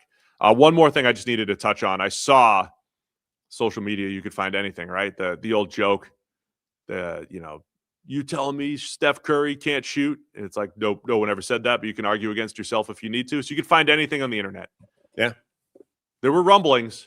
There were some questions Taysom Hill in the Hall of Fame. Those two, the name Taysom Hill in the phrase Hall of Fame, were constructed in the same tweets. I think that's crazy. I did see it. Yeah, I saw a New Orleans beat reporter basically construct the argument that he was a Hall of Famer. And then you alerted me to the fact that apparently he's actually ineligible for the Hall of Fame, which I didn't know was a thing. Yeah, he's ineligible because he's never had a Pro Bowl. Is that what it is? You need to have at least a Pro Bowl. Yes, you need to have had some form of offseason award. So technically it doesn't need to be a Pro Bowl, but by winning, like if you win Defensive Player of the Year, you're probably a Pro Bowler as well. But the fact, Taysom Hill not having a Pro Bowl to his name actually means he's ineligible for the Hall of Fame, even if you wanted to construct the argument that last week, right, becoming the first player in the modern era to have gotten 1,000 receiving, passing, and rushing yards in a career, even if you wanted to make the argument that makes him a unique, special playmaker that deserves a place in the Hall of Fame. But apparently, by current rules, he's not even eligible. I kind of wish he was eligible just so that we could at least argue. Like, he's ineligible because he's not a Hall of Fame player. He's not even a starter. He's not even a player. Like he's a – listen, in this black and white world, it's okay to just say a player's good or fun but also, or unique. I mean, you could say he's unique. You could say he did this thing that no one else has done. You don't have to put him in the Hall of Fame. You don't have – just like you could say this quarterback, like Tony Romo the other day, was like Jared Goff, MVP conversation. You could just say he's having a good year. He's got good stats. You don't have to put him in the MVP conversation. You can just say this quarterback's good. You could just say Taysom Hill's unique without saying Hall of Fame. In Romo's case, that's because he no longer prepares for his job and just looked at the stats in front of him and was like, he must be an MVP candidate. A lot of touchdowns, not a lot of interceptions until yesterday. Right. But, so yes. He just threw that out there to the ether. I think, look, this is why teams have rings of honor, right? Like Taysom Hill is a perfect candidate for a team's ring of honor. Like you have been. And even that's pretty debatable, Sam. That's pretty debatable if he's a ring of honor guy for the Saints. Look, again, I think his case is made on being a unique player, but that's what a team like you. I have no problem with a team saying, like, because of your unique gifts, abilities, skill set, you were a passer, a runner of the ball, a receiver, and you played special teams and you were a gunner and like all these things. If you want to say that makes you one of the great New Orleans Saints of this franchise history, cool. Put him in the ring of honor and move on. Yeah. The idea that makes him one of the greatest NFL players of all time, I think is crazy. And it's just kind of funny that it's so crazy that actually the league has already taken care of the problem by rendering it ineligible, because at no point in his career did anybody else ever consider him worthy of just being a Pro Bowl, let alone a Hall of Famer. He's literally a positionless non-starter, though, too. Like, how could you even put Hall of Fame? It goes back to my point that you could take any stats and construct any argument you want. It's like, well, he's got passing yards and receiving yards and rushing yards, and no one else has done this. Therefore, here's a better one, though. Like, imagine if somewhere along the way he had been like the Saints designated special teams vote guy for the Pro Bowl, and he'd actually made a Pro Bowl as a special teamer. That would have made him Hall of Fame eligible. Like, just them deciding that they were going to nominate him as their special teams guy and him winning a vote, like enough people. Crazy this is. Like, that's how nuts this is, that difference is literally the difference between being eligible for the Hall of Fame or not. Lucrative in the chat wants to say, well, Devin Hester was not a starter, but his unique was all the punt return. He's got the record for punt return touchdowns. Like, you could say he was the best. You could construct an argument that Devin Hester is the best returner of all time, or at least top three.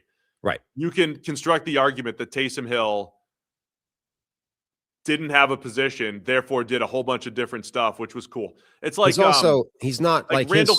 Go ahead. He wasn't a specialist. Like, the problem, Devin Hester was a specialist. So it's the starting thing, I don't think, is the argument to make. Like, if you want to put a specialist in the Hall of Fame, that's fine. You've got Ray Guy, you've got, Devin Hester. Like, you can put a guy whose gig was special teams in the Hall of Fame.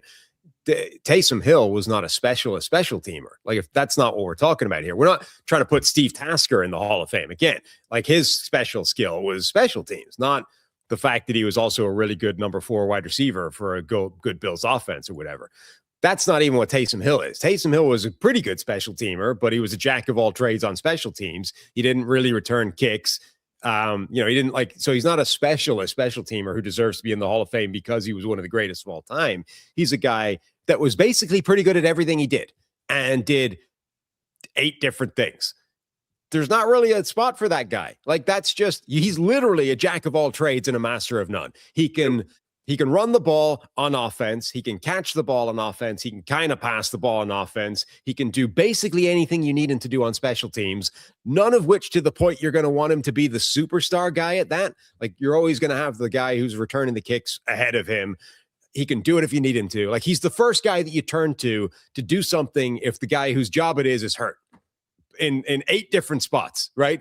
And that is unique and it is rare. And there's definitely, it's laudable. And there's definitely some credit he deserves for that. I just think that the credit he deserves for that is some way short of Hall of Fame.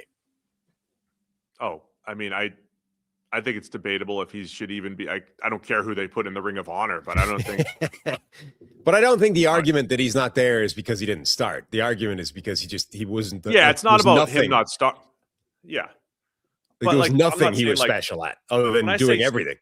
When I say start, I don't mean played the first snap of a game. We're talking about a guy that plays 8 to 10 snaps a game on offense outside of a few games where they give him a few more. It just doesn't make sense to me. Randall Cunningham comes to mind as a guy that was unique for his time and did some really cool stuff, and he punted and was had some really good seasons. But I would never say Randall Cunningham's a Hall of Famer just because he ran better than people did at the time and had a cannon for he had all these tools and he has these 90-yard punts, which are really cool. I don't think he's a Hall of Famer though. It's just awesome story, fun.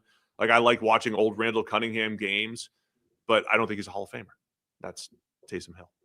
Anyway, let's make a pick. Had to get it out there because what else are we going to talk about? Saints by 2.5 here this week.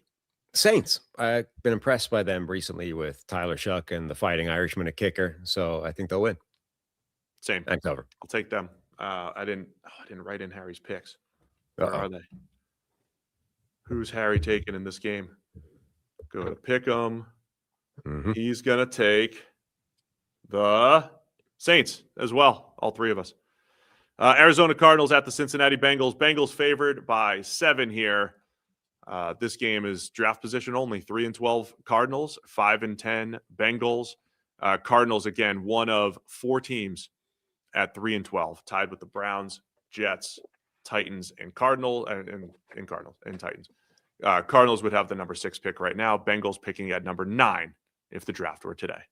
Draft position only and entertainment value because not one lick of defense might be played in this game at all. I think it's got the highest over-under of the entire week. You can imagine both these teams, Joe Burrow and his receiving weapons, and then Jacoby Brissett and his crazy psychotic number of attempts in any given game, just slinging it out, going toe-to-toe, trying to put up as many yards and points. We might see 1,000 passing yards between the 2 teams. Any and all passing records may be under threat in this game. Yeah, I think that's fair. I mean, I'm out on the Cardinals. Tried to have faith in them throughout the season. I don't love the way the defense has played. Yeah. This last month or so, the way they've collapsed, they went from 2.5 years of at least playing all these close games and looking like, hey, they're at least keeping it close. One of these days, these games will flip for them, and it just, man. Injuries always collapse for them. Yeah, injuries always suck, but they're the 2 areas where I sort of feel the most sorry for teams are when the injury is a kind of potential playoff defining one, right? It's this guy went down on a team that's going to the playoffs, and it's that might be the difference between them realistically being able to win a Super Bowl and not. That sucks.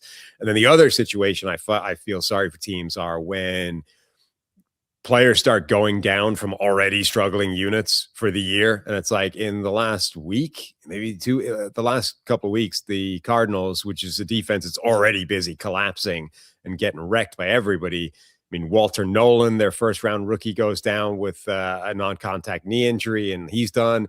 And then Garrett Williams, a guy who has played good football for them in the past, pops his Achilles, I think, a guy who's got an injury history, and that was why he got drafted lower down than he should have. Maybe when guys like that start going down, it's like, this team, come on, like, tap out. They're already, just begging for the offseason. Stop injuring people along the way as well. The other part is like Jacoby Brissett at quarterback. It went from not like a novelty, but he was playing pretty well for a few weeks in this very, very pass-happy game script, which makes no sense for the Jacoby Brissett's career, but it had been working.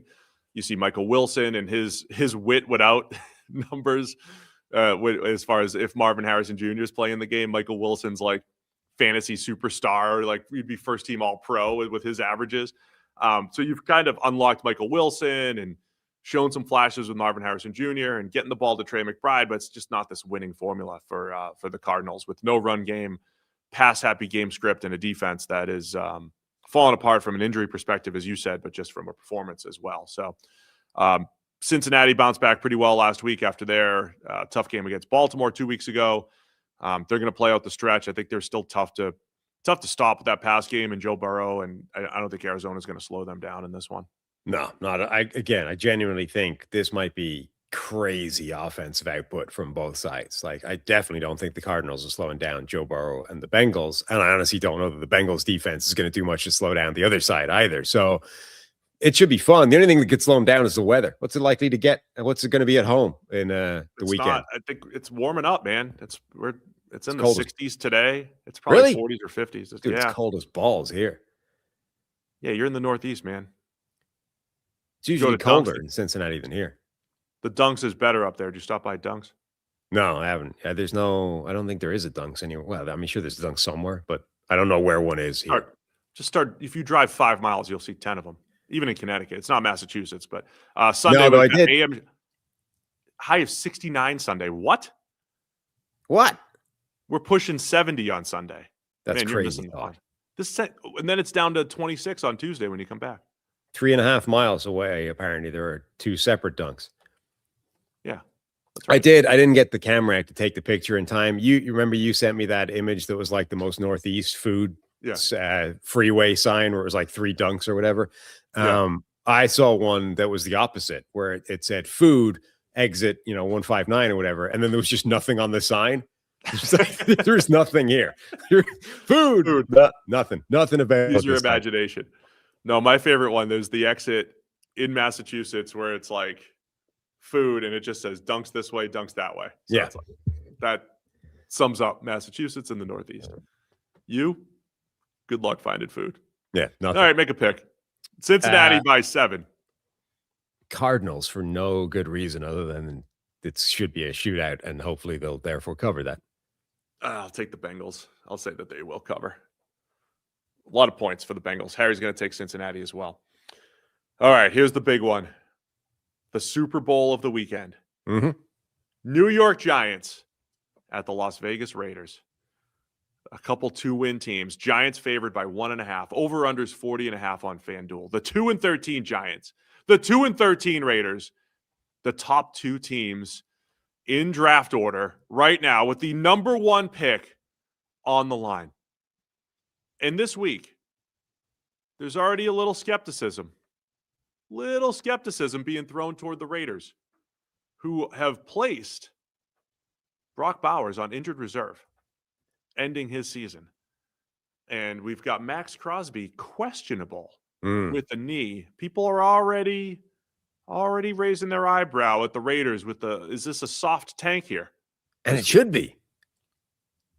I mean, it absolutely should be for that team. Like, this Geno Smith thing has been a disaster this year. We all expect, I think the Raiders have been most people's most disappointing team this year. I think a lot of people expected the Raiders to be at least very respectable and competitive basically throughout the year, even if they became the team that, won 6, 7, 8 games and didn't actually end up going anywhere, but were at least reasonable throughout the season. And basically from start to finish, they've been the worst or one of the worst teams in the NFL. They haven't been competitive. They've been getting blown out. The Geno Smith thing has been catastrophic. Pete Carroll has been doing nothing to improve the situation. The firings don't seem to be particularly well focused. They seem to be just sort of random, directionless. Well, I guess change something. It's been a mess. So the easiest and quickest way out of that is what we said before. Like, find a quarterback, draft one, and if you get the right guy, you jump further forward than you can do with anything else. So the Raiders should absolutely be trying to tank right now and secure that draft spot if possible. And we've talked about this before, that it's not as simple as like, hey guys, draft picks on the line, don't try to win. Every single make player sure Max Crosby doesn't play if he's dealing with an injury. The only way you can do this is by saying, yeah, Brock Bowers, he's needed a rest all season. His season's over. Right. And yeah, Max, don't force it. We don't want to, there no long-term injuries here, Max Crosby. Clearly the players are going to play to win on both sides, but we know what's at stake. We just talked about this last week with Bengals Dolphins. Could you imagine how the Dolphins' fortunes would have changed if they got the number 1 overall pick and had Joe Burrow in 2020 rather than Cincinnati? We know that the impact, and again, it doesn't mean that Mendoza's the guy and he's a top 8 guy and going to save your franchise, but it's that important. Whereas if the Giants lose, they're going to be, it's as important for the Giants, because if the Giants lose and they're sitting there with the number 1 overall pick, the desperate Raiders, the desperate Browns, whichever, maybe the Cardinals, all these teams are going to be giving multiple first rounders to the Giants to go get a pick. And the Giants are sitting there saying, well, let me throw this out there really quick. Our boss, Mike Tannenbaum, has already hinted at or already suggested, should the Giants consider Fernando Mendoza just because of Jackson Dart's injuries? I don't think this will be the case. But it's his injuries. Okay. So I saw not because of maybe performance too, like if performance has dropped in recent weeks, but also playing style and trust. So I saw people coming out of that Vikings game raising that question of, what if Jackson Dart's not the guy? Well, the Vikings they're now the defense that has you questioning everything you do offensively because they're killing everybody, including. That's why it felt crazy to me. Like, okay, Jackson Dart comes out of that Minnesota game going 7 for 13 for 33 yards with an interception. You're like, yeah, that's an objectively bad stat line, and the performance wasn't an awful lot better either. Having said that, it's against literally the most complex and difficult to diagnose and deal with defense in the NFL. As a young quarterback, like, yeah, of course that was probably going to go badly. So to make that case coming out of that game, I just think is a bad faith argument. Like, that's literally designed to be the worst possible look you could get for Jackson Dart. And it looked bad. So I think if you're making that argument off the back of that, I don't really trust that you're coming at it from a reasonable standpoint. Now, if you want to make the case because the guy is spending his entire life in the blue medical tent and he's already said he has no real interest in modifying his behavior, I think that's a different case and like a more reasonable one. But like, people just going, Jackson Dart played badly against the Vikings, therefore they should consider a quarterback at the top of this draft, seems crazy to me. It's been a while since you almost killed yourself drinking. Got it. And when you say that about most people, that means alcoholic drinks. You just can't drink. Like, there's just something wrong with you. Part of the IM8, man. Didn't mix. Let's clip that and send it to them. See if they enjoy that as a promo. User error, though. Okay. My eyes are watering.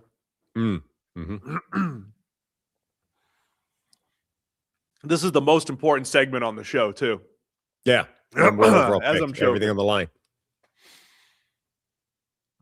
This is NFL altering this game, Sam. Yeah. Because of all that, which makes it fun in the 405 window. Remember a couple years ago, the Lovie Smith game? Yeah. The Texans were supposed to have the number 1 pick. Davis Mills throws like a walk-off touchdown. The Texans ruin the number 1 overall pick. Like, this is why it's fun. This is the butterfly effect of one random week 17 game, Raiders and Giants. Because Davis Mills threw that interception, that touchdown, Texans got the number 2 pick. The Bears got the number 1 pick. They traded out. Panthers came up to get Bryce Young. Bears traded into next year. So that one game. They get Caleb. Yeah. that one game set up the Panthers with Bryce Young as they're playing for the playoffs right now. The Texans with CJ Stroud and Will Anderson. And, we know the success they've had. And the Bears, who are sitting there at the number 2 seed, it set them up to have Caleb Williams and be where they are. So that's why I think this is so fun. It's an NFL altering game one way or the other. So I think, look, I think the Raiders should absolutely be interested in this position and trying to tank for it and get in there. I think they should probably draft a quarterback if they love one or if they think the guy is good. Do you buy into this idea that there's any scenario where the Giants should be considering quarterback with Jackson Dart, even if it's just the medical tent side of it? I would say no. I mean, the only chance is if like a new coach came in, if their new coach comes in and is like just hates him on spec. Mendoza's the guy, because then you're sitting there and you're the Giants and you have 2 options. I think it's important for them to have the number 1 pick, and I got sidetracked by bringing that up and then choking. Yeah. But it wasn't for the Mendoza discussion. If they have the number 1 pick, the number of picks that they can add because the Raiders or the Browns or whoever's going to trade up, that's also franchise altering. Like that's the other piece of the Bears franchise altering move is they got DJ Moore and they got the number 9 overall pick and Darnell Wright and they got all this future draft capital. I think that's the more important play for the Giants. It does give them the flexibility though. If the new coach comes in and says, I love Mendoza, let's trade Dart. But it's similar, right? You just have like someone's going to love Jackson Dart if for some reason you decided to move on and you wanted Mendoza or Dante Moore or whoever it is. Someone's going to want Jackson Dart. So either way, you have all these chips. Right. There's a lot of chips at play here, right? The Raiders either get to pick their quarterback or the Giants get all the trade chips. And so I think that's why it's huge. So. I don't know how warm Joe Schoen's seat is in New York, but like this isn't surprising about Jackson Dart. Like they knew that he played this way stylistically. They apparently were prepared to embrace that as a concept. And as soon as he got into the starting lineup, they were running him like Tim Tebow. Like you can't then be, oh, well, this is a problem. Like Jackson Dart's, attitude and his inability to modify his behavior running with the football and protect himself. Well, we got to get rid of him now. It's like you knew this was part of his makeup. This is not a shock to you. Well, the other thing is all the reports coming out of the front office were, okay, if this was Brian Daboll's guy and those video clips that went out there that I think you shouldn't read into, but if they were true and you do read into them and it was more Daboll's guy than Joe Schoen's guy, even with this rookie year evidence that says, I think there's a lot to like about Jackson Dart, a lot to like about him as a player. If it's really not the guy that Joe Schoen truly believes in, you could learn that too and say, and they do try to, use him as an asset somewhere else and draft another quarterback. Like that's possible. Either way, I think the Giants should go through the quarterback process. They should learn about Dante Moore and Fernando Mendoza and Ty Simpson and all of them, and then stack it up and say, is it worth it? Like it's always the balance sheet. What could we get for a draft for the trading down? What could we get for Jackson Dart? What could we get in return from drafting one of these quarterbacks? Yeah, I guess it would definitely depend on what the potential offers on the table would be if you explored trading Jackson Dart, which itself, by the way, just opening that door would be kind of. I think it's unlikely, but it would be kind of risky. Like, teams don't tend to do that. Right? You can't really start exploring trading the quarterback that you have as your number 1 guy, because if it doesn't work, like this is what really broke down the Baker Mayfield thing. And this is people try and rewrite this history. It's like, well, Baker forced his way out of Cleveland. Like, yeah, he did once they started exploring what it would look like to go after another quarterback, right? Like that burned the bridge that Baker Mayfield then added gas to and, lobbed a brick onto, right? Like, yeah, technically Baker destroyed that bridge, but the Browns were the one that lit the match by going after Deshaun Watson in the first place and then had to do it. So, if you go and start picking up the phone and exploring what it looks like to trade Jackson Dart, and that gets to Jackson Dart and his representatives, that doesn't feel like a productive thing for your relationship with him. Yeah, I think it's unlikely that Dart's on the trading block or anything, but it's not 0% chance that it happens. As far as the actual football game, the Raiders' run game that's been awful this year, other than last week where Genti broke a big one against Houston, against the Giants' run defense, which has been terrible. So you got the pillow fight on that side. I think that's an interesting matchup there. And again, you can't tank on purpose, but going to be interested to see what the game plans look like for both teams here with a lot on the line. So it's fun because island-ish game. It's at 4:05. Right. The only other game in this window is Bills-Eagles at 4:25. So it's kind of fun with NFL altering implications in this one. Giants favored by 1.5 in Vegas. Where are you going to go? I'm going with the Giants because I think A, they've been the better team this year, and B, I think they are less institutionally invested in tanking for that spot. Less tankable.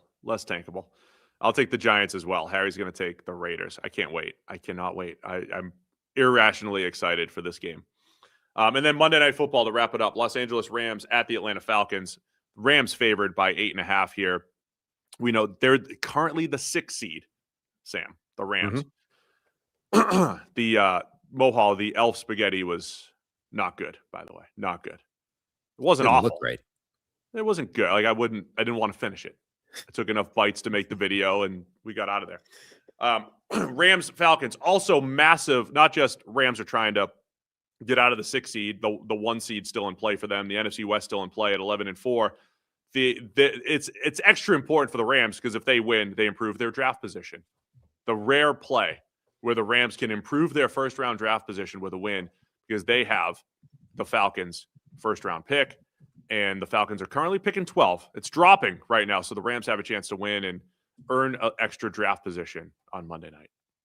Yeah, they do. I still think the Rams are as good as any team in the NFL. I know that they've found they didn't win that game, but like it feels like they should have, and B, even with that loss, I still think that they're as good as anybody out there. So it's a game where they should be favored. They are favored. I think they're better on both sides of the ball. You get this question mark about what exactly Atlanta brings to the table in any given week. They have games, certainly the defense. Like their defense has been extremely schizophrenic this year, where they can have games where they look dominant. They went out there and put Josh Allen into an absolute hellscape. And then they have games where they get carved up by much worse players than that. So I don't know what you're going to get from that side of the ball from Atlanta. I worry about Kirk Cousins holding up against this Rams defense, which is really good, which is creative. We saw what it did to Darnold, where even though they gave up some big plays, they beat him. They tricked him twice, right? They got him twice on just simple, we showed you something and we fooled you. The first one was we're playing man, we're actually playing zone. And the second was you think it's a zero blitz, but nope, there's a defensive tackle dropping right where you want to put the ball. So they can do that. It's different, I think, than some other defenses where Kirk Cousins has had success diagnosing what they're throwing and attacking, because they're, I think, much more creative than that. Like they are going to test him mentally as well. You also have that interesting dynamic of just Sean McVay and his guys in Atlanta with Raheem Morris as head coach and with Zach Robinson as offensive coordinator. This was the Rams group a couple of years ago before Raheem brought Zach, and they broke off to Atlanta. So you've got a lot of familiarity with that, with the two offenses. I also think the Rams, the Falcons could get the run game going a little bit with Bijan and Tyler Algier. I think they're dangerous every single week. And I still believe if there's a weakness for the Rams, you can run on them, control the clock just a little bit. Not as much as last year, but it's still there where if if you want to take some pressure off Cousins, you can do that. But I think it's going to be tough for the Falcons to stop Stafford unless the familiarity gives the Falcons an advantage. That would be interesting. I just think it will be, but no one would look at the Falcons offense and the Rams offense and say they look alike. I mean, they're nothing alike now as far as personnel usage, the 13 personnel, the wide zone game that Atlanta's running, where it's more duo and downhill with the Rams. Like they're not really the same, but there's still familiarity there. Like you still know Sean, right? You still know McVay, and he knows, his former employees. So I think that's a fun matchup, but I just think the Rams have too many answers offensively, right? Yeah. But here's the other piece of it. we always forget about special teams. I always forget about special teams. The Falcons special teams has been awful, but that was what blew the game for the Rams. We'd be talking about them sitting atop the NFC, and it's they would blown have almost all their losses. Yes, and they just fired their special teams coach. So we would be talking if the Rams didn't have the special teams disasters just in the Seattle game, they would have the best Super Bowl odds. They would be controlling their own destiny for the number one seed, and they would be just the clear favorite in the NFC and in the NFL. But a punt return and a missed field goal, like that's the difference that has them going from the 1 seed to the 6 seed. So I still think they're that good. Yeah. But that stuff needs to be better. Those are the one-off individual plays that need to change. Yeah, and it's like it's easy to dismiss those as just fluky things that happened that you don't need to pay attention to. But when they're all kind of concentrated on special teams and they fired a special teams coordinator off the back of it, like it is actually a repeatable problem for them as opposed to just weird stuff that happens in NFL games. I think that's a danger sometimes. Yeah, I think if you're spending a ton of your time focusing on special teams in any given week, you're probably not seeing the forest for the trees. I think we probably end up defaulting too far in the other direction, which is basically dismissing it as inconsequential at all times because it's fluky. And whilst it is, I think there is a level at which the pattern is bad enough that it's a problem. Like, again, I think special teams really is much of a muchness unless it's so bad you're losing games because of it. And even if you lose a game because of it, you can dismiss it as just being unlucky. But when you start to lose several games because of it, well, then actually you probably do have a real issue. Total, using True Media, total special teams EPA added, the Rams are last. Dead last. Well, that's exactly it, right? Like you don't need, I don't care where you are. If you're 3rd, 8th, 16th, 20th, doesn't matter. Don't be last. Yeah. They're last and Seattle's first. And that's why, special teams isn't a third of the game. It's a ninth of the game. And it's even less than that now because of 4th down decisions. But if it's at the extreme levels, it can win you a couple games and it can lose you a couple games. And that's why the Seahawks right now are currently ahead of the Rams. It literally and why the Rams 11-4, all the things we just talked about, they may still be the best team in the NFL. That team fired a special teams coordinator a couple of weeks before the playoffs. Like, teams don't do that unless there's a very real reason for it. And they've decided, like most other people, there is. All right, man. Rams by 8.5 here with playoff implications, but also the draft implications, as I said, with the Rams owning the Falcons' number 1 overall or first-round draft pick. Where are you going to go with this one? I'm going to go with the Rams because I do believe most of what we said, which is that they are fundamentally that good. And I'm not necessarily saying the special teams thing didn't matter this time, but hopefully the change has an effect. Falcons have been almost as bad. They're 6th worst when it comes to special teams. And honestly, a big reason why, just to touch on them quickly, though, before I pick, if they could beat the Rams, steal another win the last week of the season, they have the Saints, I believe. If they finish at 8-9, it might save their season a little bit. You could say, Penix injury, and we saved it and whatever. And special teams was a big part of just losing football was a big part of the Falcons losing. So they have a chance to maybe salvage their season a little bit, even though the playoffs are out. So that's something to keep an eye on for Atlanta. But I'm going to take the Rams to win and cover the 8.5 here. Mm-hmm. All right, man, that's it. Week 17. We didn't touch on the Christmas games because we'll do that all Monday morning. We'll review all of these games Monday morning at 7 a.m. It's week 17. Just a couple more regular season weeks here, Sam, before it's playoff time. I can't wait for these playoffs, too. Yeah, it should be. I mean, honestly, I'm really excited about this this playoff field this year. Again, people I think are going to be down on it because we don't have Mahomes, we might not have Lamar Jackson, we don't have Joe Burrow. Like the big name quarterbacks, or a lot of them, are not going to be there. But I honestly think this field is shaping up to be really exciting and as wide open as it's been in years. Like, I don't think in either conference there is a clear necessarily like, I expect this team to be in the postseason or to be in the Super Bowl, even from one side. I think both conferences are wide open and really not only that, but incredibly well balanced. Like we said, in each conference, you've got one team that looks like the potential turkey, right? The 4 seed in either conference. You're like, okay, either one of those teams even winning a game at this point looks relatively surprising. Once you clear that team, though, the other 6 teams look like this could go anyway. Yeah, I think it's wide open. It's going to be some great playoff matchups and some good matchups this week for week 17. So a couple shout outs here. Nate in the chat also gifted 5 subscriptions. Appreciate you, Nate. Nice. And appreciate everybody. It's memberships, I should say. Subscribing's free. Just click the subscribe button. Indeed. Check out the memberships, and shout out to Nate for gifting 5 of those. And then shout out to everybody that donated to our charity drive. We raised over $2,500 for Heritage House Men's Recovery Program here in Cincinnati. I promised that if we got to 2,000, I'd dress up as Elf, run around the mall here in Cincinnati at 2,500, do the Elf spaghetti. We did both, and I believe not only do we have our regular, video wall to finish things off, we've got the video footage of Elf running around Kenwood Mall here in Cincinnati. Yeah, it's out there as a VOD, a video on demand, but we're also going to fire it out at the end of this video as well, so you can see Steve dressed up as Elf. Some good stuff in there. So thanks to everybody for tuning in, and we'll see you again Monday morning. More Check the Mic, 7 a.m.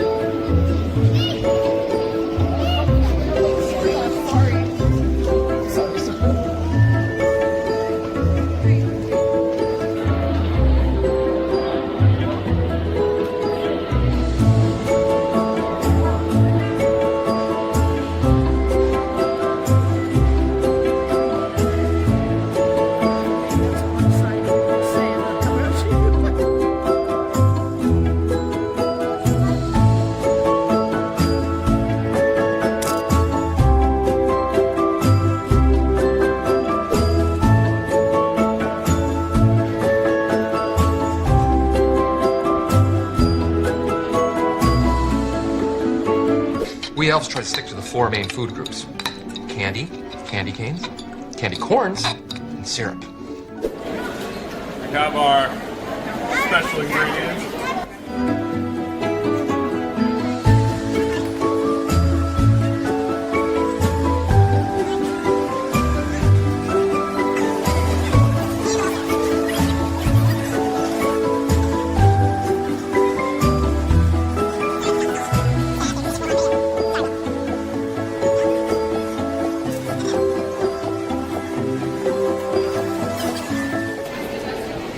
The extra $500 here, huh?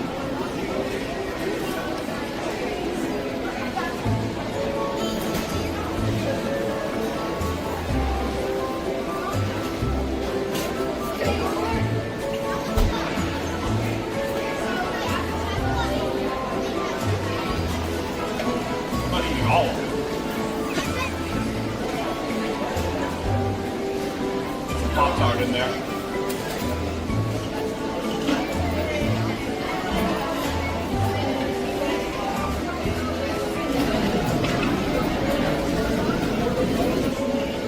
Wow. These are Lucky Charms marshmallows.